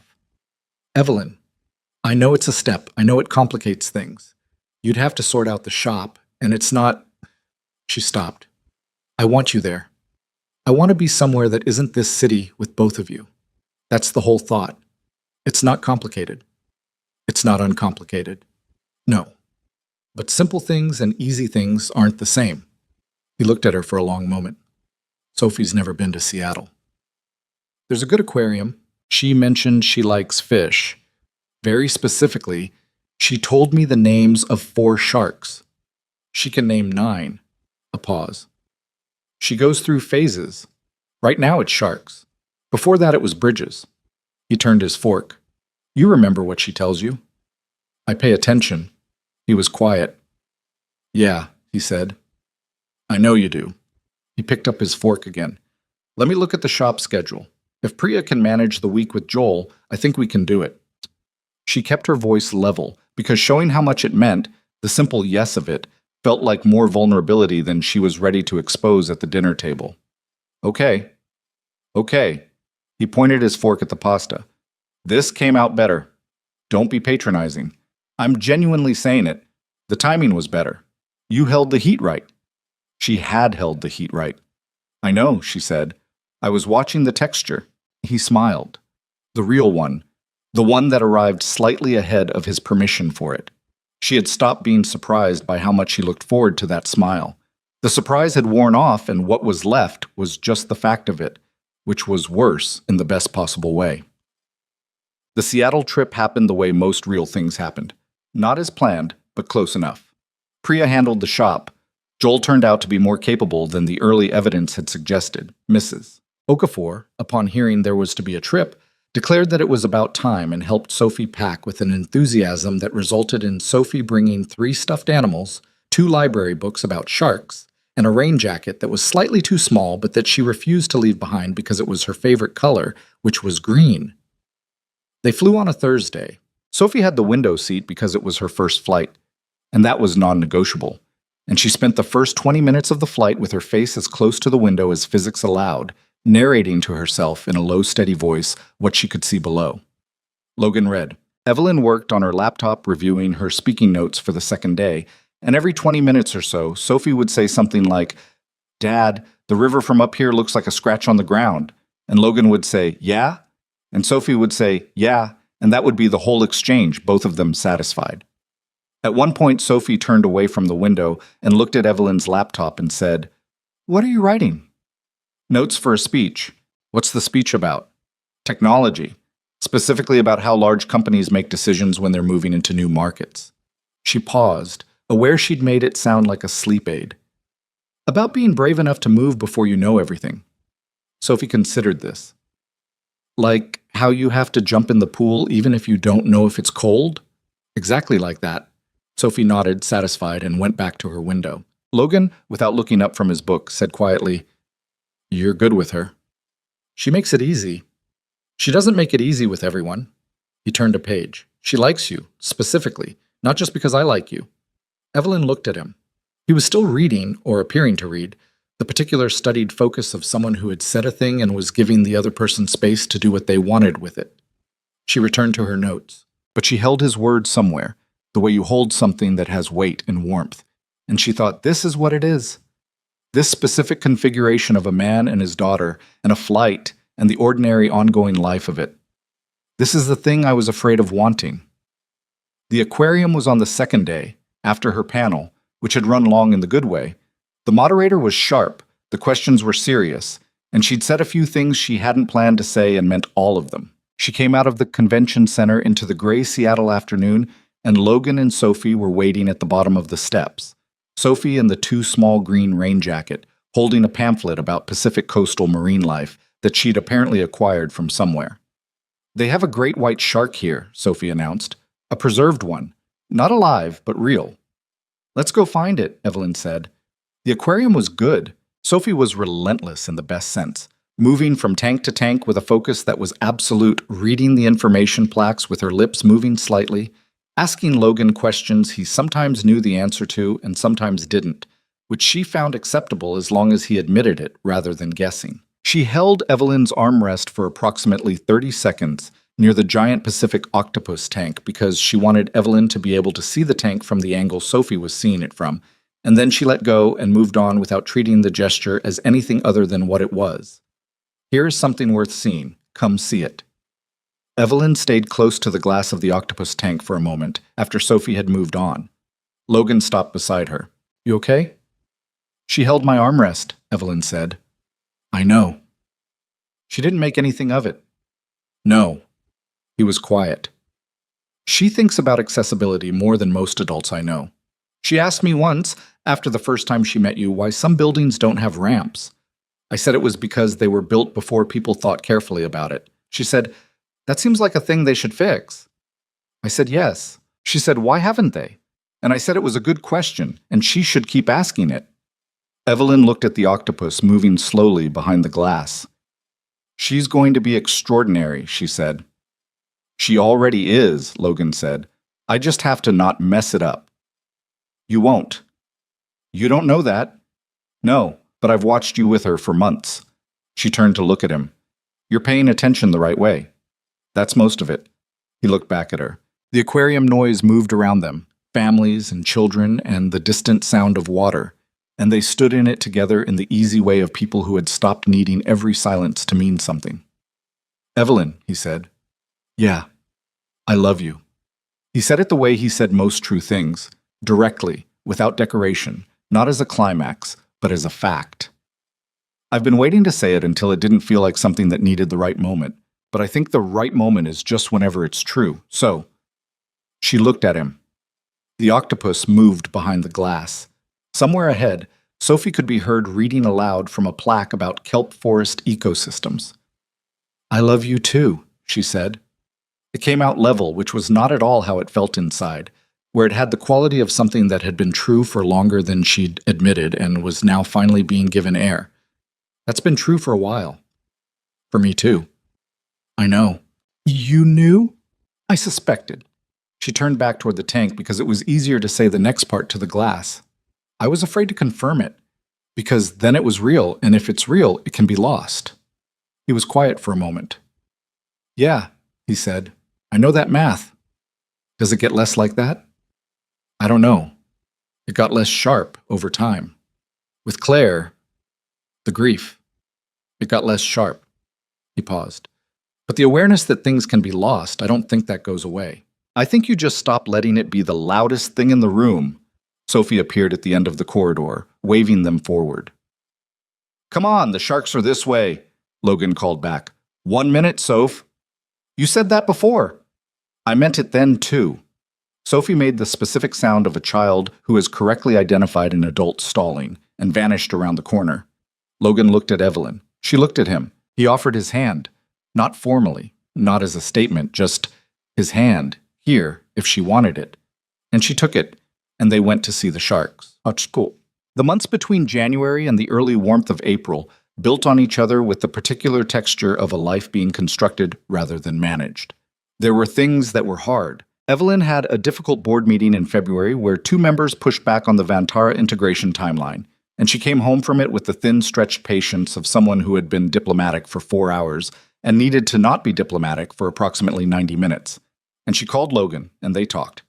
She talked mostly, and he listened, and he pushed back twice in the specific way that was useful rather than challenging, and by the end she had the approach to the next board meeting mapped out. She didn't thank him. She said goodnight, and he said goodnight, and neither of them made it into more than what it was, which was 2 people who had incorporated each other into the ordinary business of getting through hard weeks. There was a day in March where Sophie had a bad one.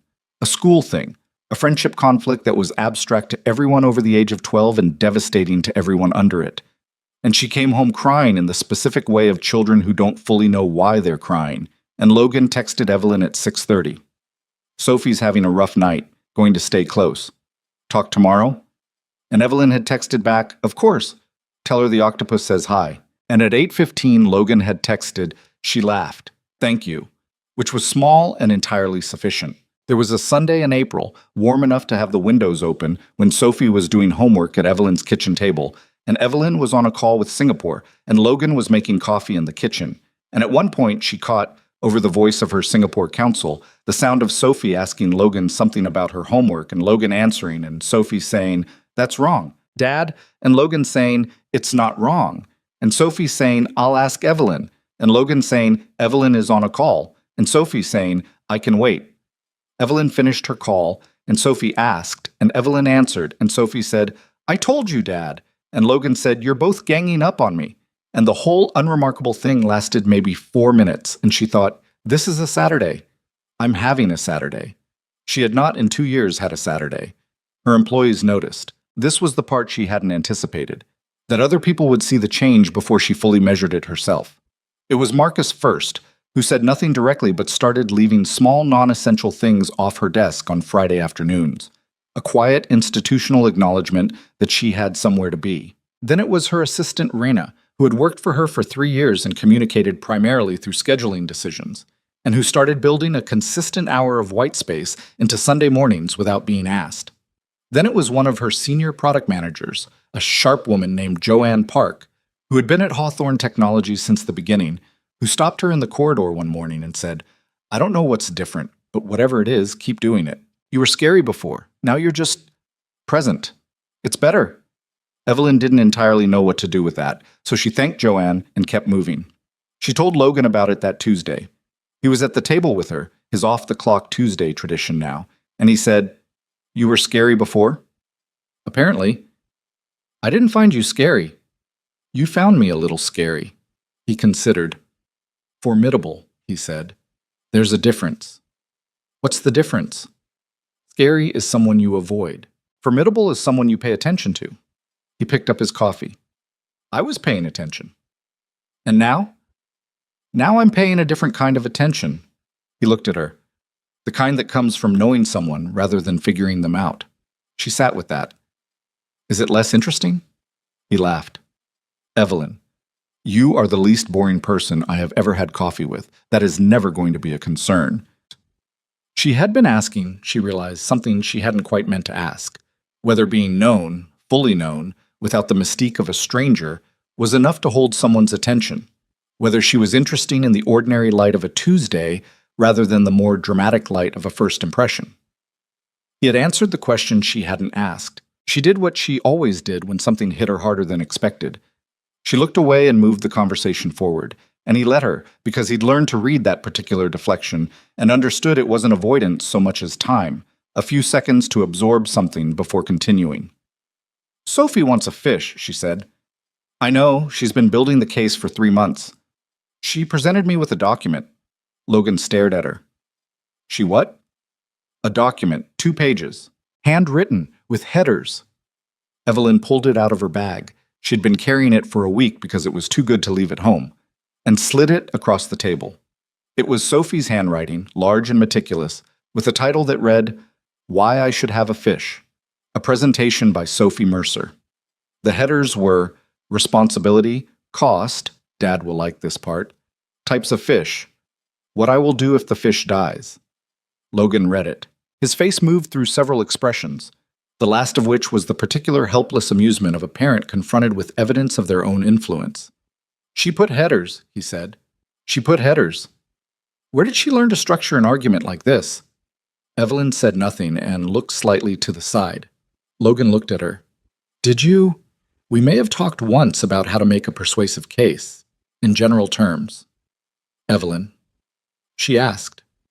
She's 7. She's 7 and she had a thesis. I'm not going to tell her not to develop it. Evelyn looked at the document.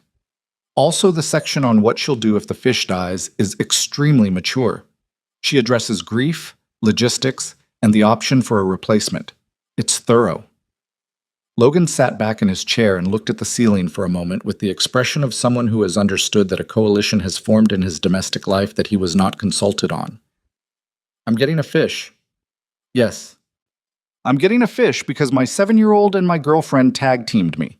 She had not heard him use the word out loud before. Neither of them had, actually. It had been a working understanding, a thing between them, but the word in the air was different. She felt it arrive and settle. Is that a problem? She asked. He looked at her. No, he said. I'm just acknowledging the dynamic. Noted. You're going to be trouble, he said, but the tone was entirely warm, the kind of trouble someone calls you when they mean the opposite of trouble. I've always been trouble, she said. You knew that from the beginning. I did. He picked up the document. I'm keeping this. I made a copy.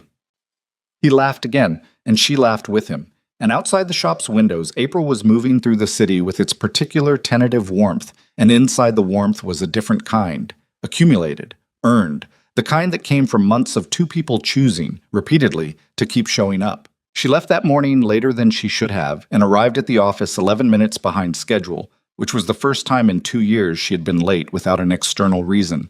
And when Rena looked up, she said nothing, only handed Evelyn her messages, and the very small curve at the corner of Rena's mouth communicated an opinion that she was professionally declining to share. Don't, Evelyn said. I didn't say anything, Rena said. You were thinking loudly. I work for a CEO, Rena said, completely deadpan. I never think. Evelyn went to her office. She sat at her desk, the large, clear desk facing the window that faced the building where Hawthorne Technologies had started, 9 floors down in the building across the street, and she opened her first meeting of the day, and she was present for it, fully present, in the way she had always been present for work, but different now because the presence came from a life that extended past the desk rather than a life that was the desk. Marcus was in the meeting. Near the end, he glanced at her. Not to check on her, she knew. Marcus had stopped checking on her in that particular worried way around February, but just to see where she was. She met his eyes briefly. He gave the small nod of someone who has been paying attention for years, and is quietly satisfied by what he sees now. She returned to the meeting. Outside, the April city was going about its life. All its traffic and noise and weather and the ongoing business of people trying, imperfectly, to build things worth having. Evelyn Hawthorne was 40 floors up, running a company, present in the room, alive in the way she had not been for 2 years. And underneath the day's agenda, the calls, the decisions, the forward motion of a billion-dollar enterprise, there was the simpler, more durable thing. A man who had called her formidable and meant it kindly.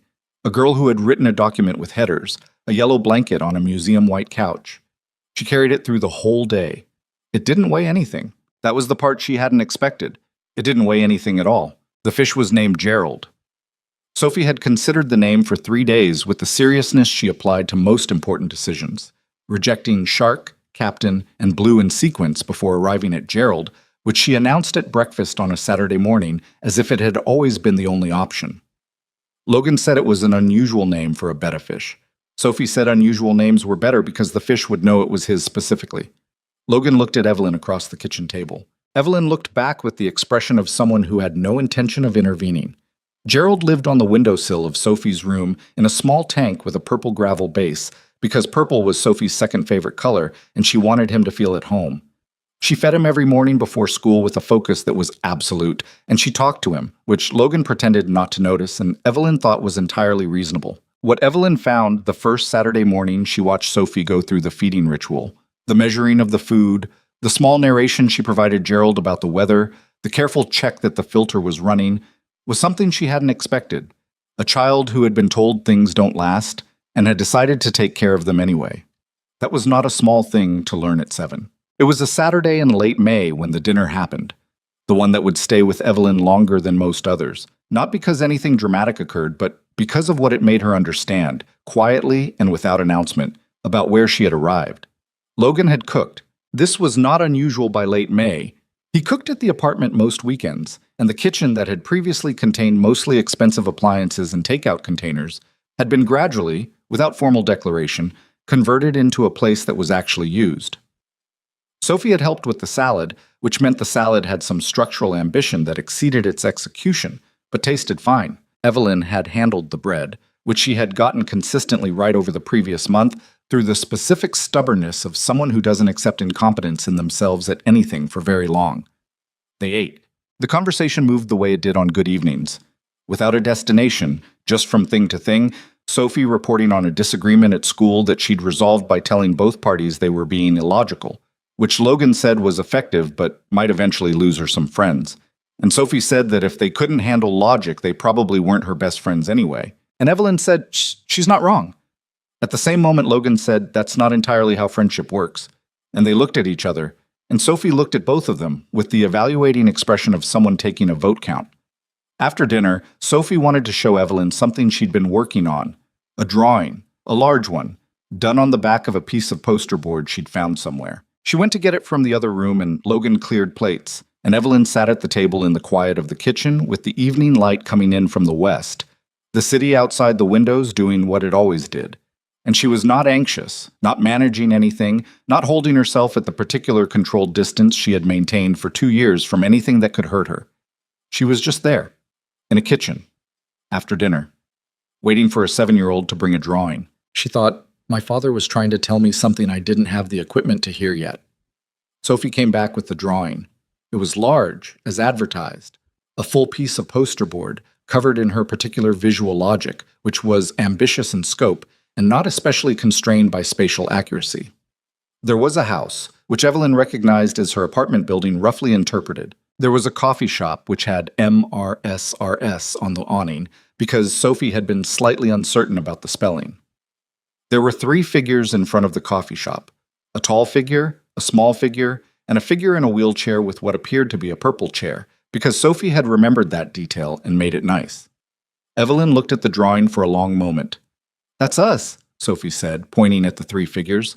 I put us in front of Dad's shop because that's where we all met. It's very good, Evelyn said. The chair's purple because I know your real one is black, but I like how purple looks in the picture. Sophie examined it critically. I made Gerald too, but he's very small, so you might not see him. Evelyn looked. In the corner of what was apparently a window in the apartment building, there was a tiny rectangle with a tiny dot inside it. Gerald. She looked at that for a longer moment than the rest of the drawing. I see him, she said. Good. Sophie accepted this with satisfaction. I'm going to hang it in my room. Is that okay, even though you're in it? Yes, Evelyn said. That's okay. Sophie took the drawing back to her room. Logan was watching from the kitchen doorway, leaning against the frame, dish towel in hand, with the look of someone who had decided that this particular moment didn't require any commentary from him. She drew Gerald specifically small so I'd have to look for him, Evelyn said. Absolutely, she did. That's a very advanced thing for a 7-year-old to understand about looking. She understands more than she lets on. He came back to the table, sat across from her. The kitchen was clean and the light was going amber, and Gerald was in the other room being looked after, and it was a completely ordinary evening. You okay? I'm good. She said it without the qualification she used to attach to it. Not fine, like I'm managing, just good. I was thinking about something. He waited. When the accident happened, she said, the first thing I did was go back to work. You know that. And everyone at the time, my doctors, the physical therapist, people who cared about me, said it was avoidance, that I was using work to not deal with what I'd lost. And they were right. She looked at her hands on the table. But there was something else in it too, which I couldn't see clearly until now. I went back to work because it was the one thing I knew for certain was still mine. The company, the decisions, the thing I'd built, the accident couldn't touch it. It was still there, exactly the same, waiting for me. And I needed something that hadn't changed. Logan was quiet, listening. I think I thought that love was the opposite of that it was the category of things that changed, that broke, that could be taken. The accident took my mobility. Before that, my mother's illness took her, slowly, and I watched my father lose a version of himself in that loss. She paused. So I think I just stopped expecting permanence from that category of things. I kept building things that lasted instead. Companies, structures, systems, things I could control. And now, he said, and now I have a drawing on the way to a 7-year-old's wall with a very small fish in the corner of it. She looked at him. And I understand that permanence isn't the thing. That's not what I was actually looking for. What I was looking for was someone who would stay in it with me. In the uncertain part, the part where we don't know how it turns out, without needing a guarantee first. Logan held her gaze. I don't have a guarantee to offer.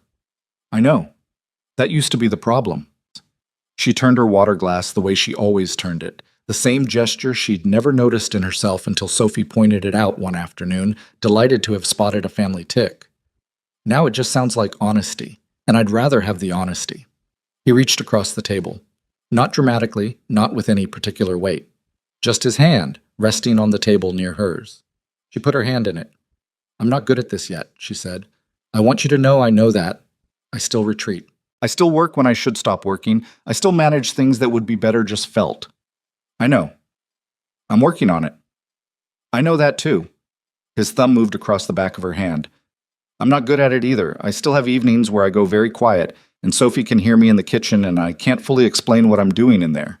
He paused. We're both making it up as we go. That doesn't scare you? It scares me, he said. But I've learned the difference between fear that means stop and fear that means pay attention. He looked at her. This is the second one. Oh, cool. She told her father in June over Sunday dinner, and the telling was not a conversation so much as a morning that had been building toward one. She arrived early, which she never did, and found Richard in the garden, a thing he did in summer when the weather allowed, walking the perimeter of it with the focused aimlessness of a man who spent most of his life in rooms and forgot, periodically, that he liked to be outside. He was getting older. She registered this with the particular precision of a person who had stopped taking continuous things for granted, and she watched him walk the garden for a moment before he saw her, and when he saw her, his face did the thing it did. The opening, the specific, unguarded quality she'd only ever seen when he looked at her, and didn't know she was looking back. You're early, he said.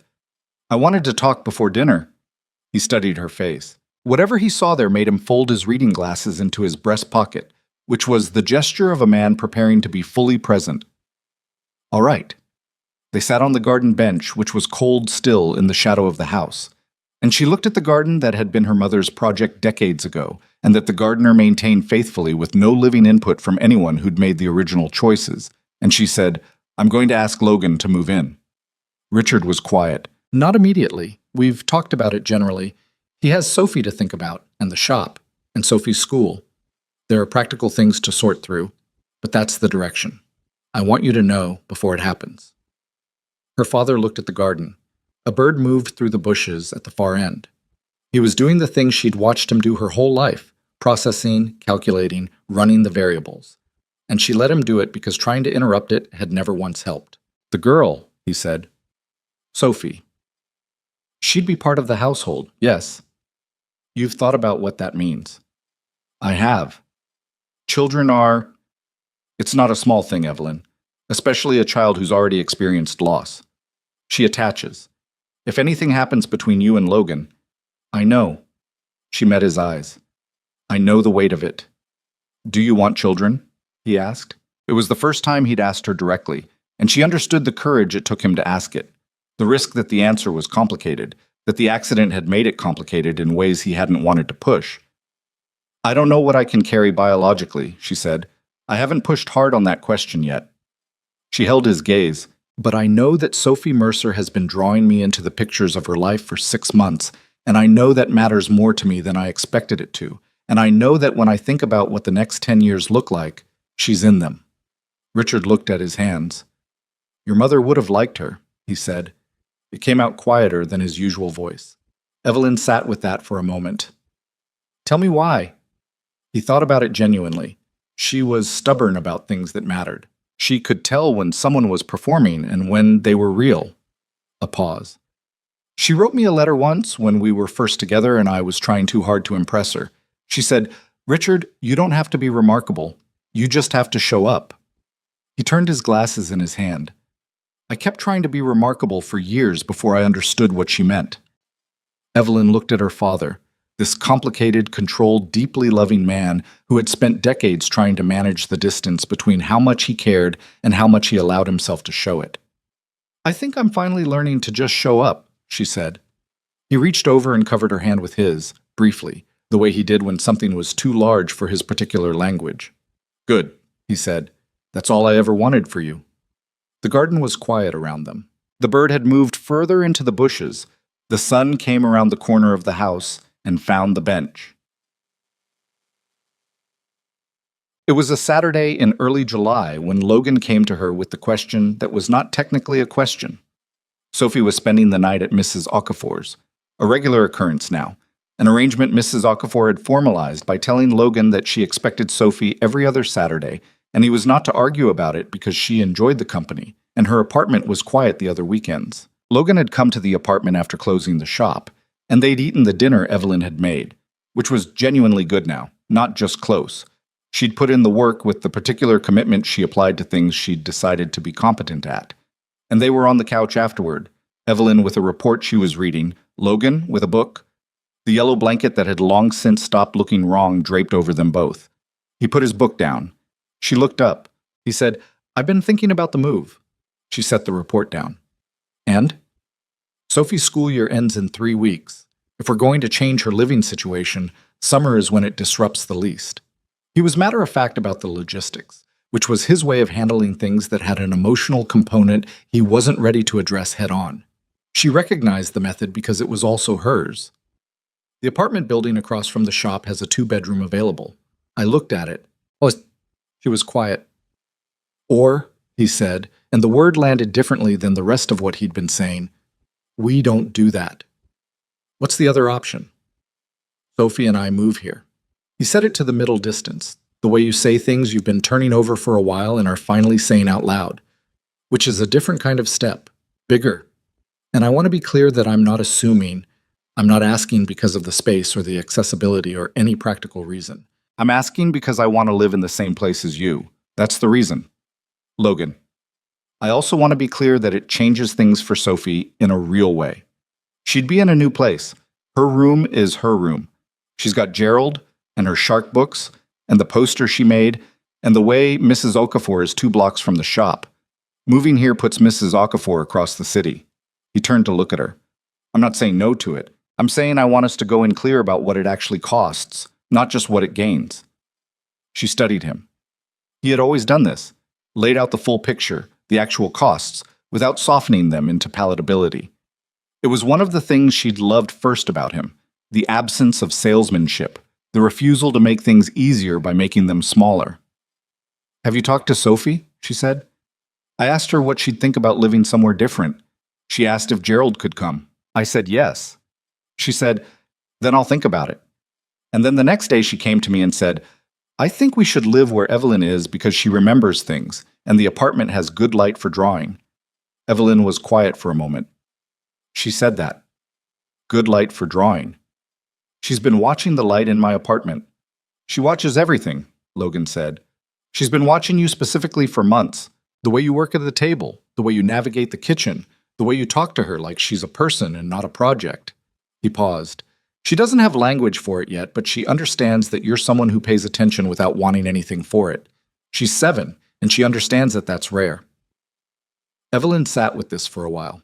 My father, she said finally, told me once that the way you know if something is worth keeping is whether it makes you want to be better at the hard parts. She looked at Logan. Every hard part of the last year, the days I didn't want to be opened up, the days I went back to managing everything at arm's length. You showed up for those. Not with solutions, just with presence. She paused. You don't fix things. You stay for them. There's a difference. I've had some practice with the not fixing part, he said quietly. She knew what he meant. Claire. 14 months of showing up for something that couldn't be fixed. I know, she said, and I know what it cost. She looked at him steadily, which is why I believe you when you say you'll stay. Because staying through the unfixable is a specific kind of courage, and you've done it, and it didn't make you leave. It made you this. He was quiet. Move in, she said, both of you. Sophie can have the second bedroom, and we'll get her the light she needs for drawing, and Gerald can live on whatever windowsill she wants. She paused. And we figure out Mrs. Okafor. We figure out Mrs. Okafor, he said. She can come to dinner. My father already likes her. He'd like her.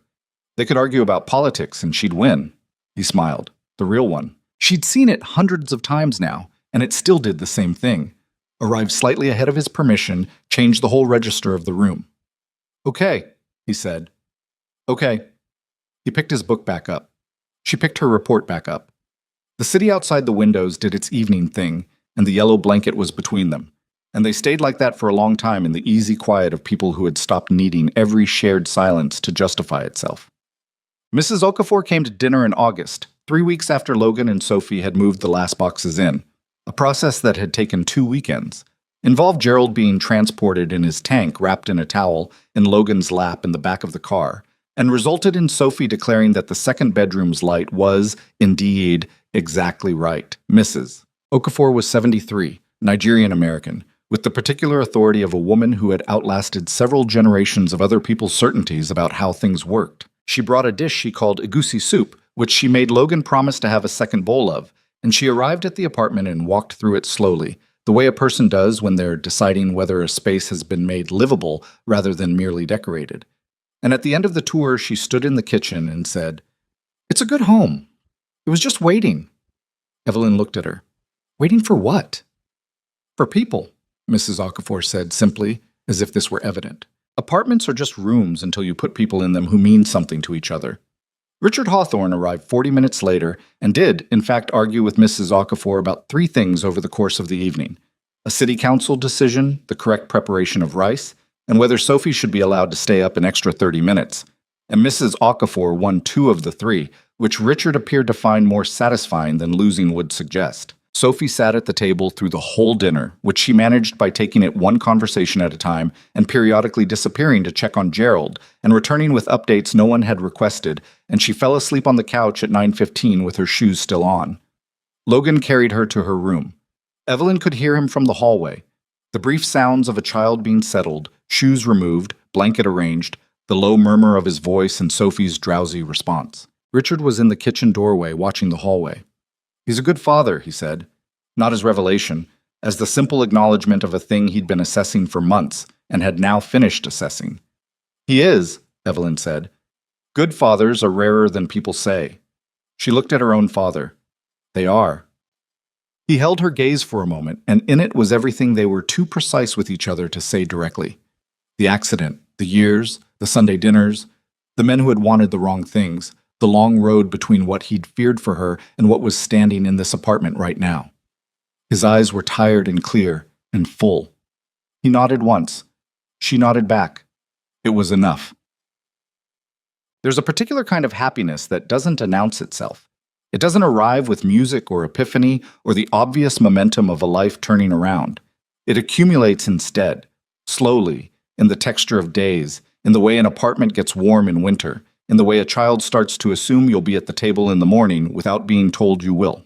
It's the happiness of the ordinary that was once impossible. Evelyn Hawthorne would tell you, if you asked her directly, and she was in a mood to answer directly, that the accident at 32 was the most defining thing that had ever happened to her body, and also, eventually, one of the most instructive things that had ever happened to her life. Not because suffering is useful, it isn't, not in itself, not without the work you put in after, but because it stripped everything down to what held and what didn't. What held, the company, the work, the core of who she was without the walking. What didn't hold, the fiction that you could build a life entirely out of things you controlled. Control was still her instinct. She still arrived over-prepared to rooms that didn't require it. She still worked evenings she should stop. She still retreated, sometimes, into the managed quiet of her own head, when the feeling was too large and she didn't trust herself to hold it without dropping something else. But she was not who she had been. She understood now, in a way you can only understand things by living them, not by thinking them through, that her father had not been trying to find her a caretaker. He had not been suggesting, all those Sunday dinners with all those careful men, that she needed someone to navigate the wheelchair or manage the fortune or take the weight of the company. He was saying something much simpler and much harder, that the most dangerous form of loneliness is the kind that looks like self-sufficiency. That you can be brilliant and capable and respected, and building something enormous and still be, underneath all of it, unreached. That the wheelchair was not the obstacle to love he feared it was. The fear was the obstacle. The decision to need no one. Logan Mercer had not rescued her from that fear. That wasn't what happened, and it would be dishonest to say it was. What happened was that he had simply refused to participate in it. He had spoken to her plainly when plain speech was what she needed. He had pushed back when she was wrong. He had stayed in the room when the room got difficult. And he had done none of these things as performance or strategy. He had done them because that was the person he was. The person that 14 months of watching someone he loved die slowly had made him. The person who had come out the other side not harder, but more honest about what mattered. You don't find people like that by looking for them. You find them by accidentally stopping in the right doorway. Logan would tell you, if you asked him, that what he had feared after Claire was not love itself, but the version of himself that would be left if it broke again. That he had constructed his life, the shop, the apartment, the careful orbit around Sophie's needs, as a system that was complete enough not to require addition. That he had been, without quite knowing it, waiting for the thing that would make addition feel like less of a risk than the alternative, which was a life held permanently at the edge of what was safe. He was not a man who talked about these things easily. He talked about them with Evelyn on the evenings when Sophie was asleep and the apartment was quiet and the city did its patient thing outside. And he talked about them inexpertly, sometimes stopping and restarting, losing the thread and finding it again. And she sat with the imperfect version because she understood that the imperfect version was the true one, and the true one was what she'd come for. That fall, on a morning in October that was cool and gray in the particular way of their first October now shared, Evelyn sat at the kitchen table with her coffee. The Burundi, still her favorite, which Logan brought home from the shop. And Sophie came into the kitchen in her school uniform with her hair half done, holding a brush and looking harassed. "I can't get the back," she said.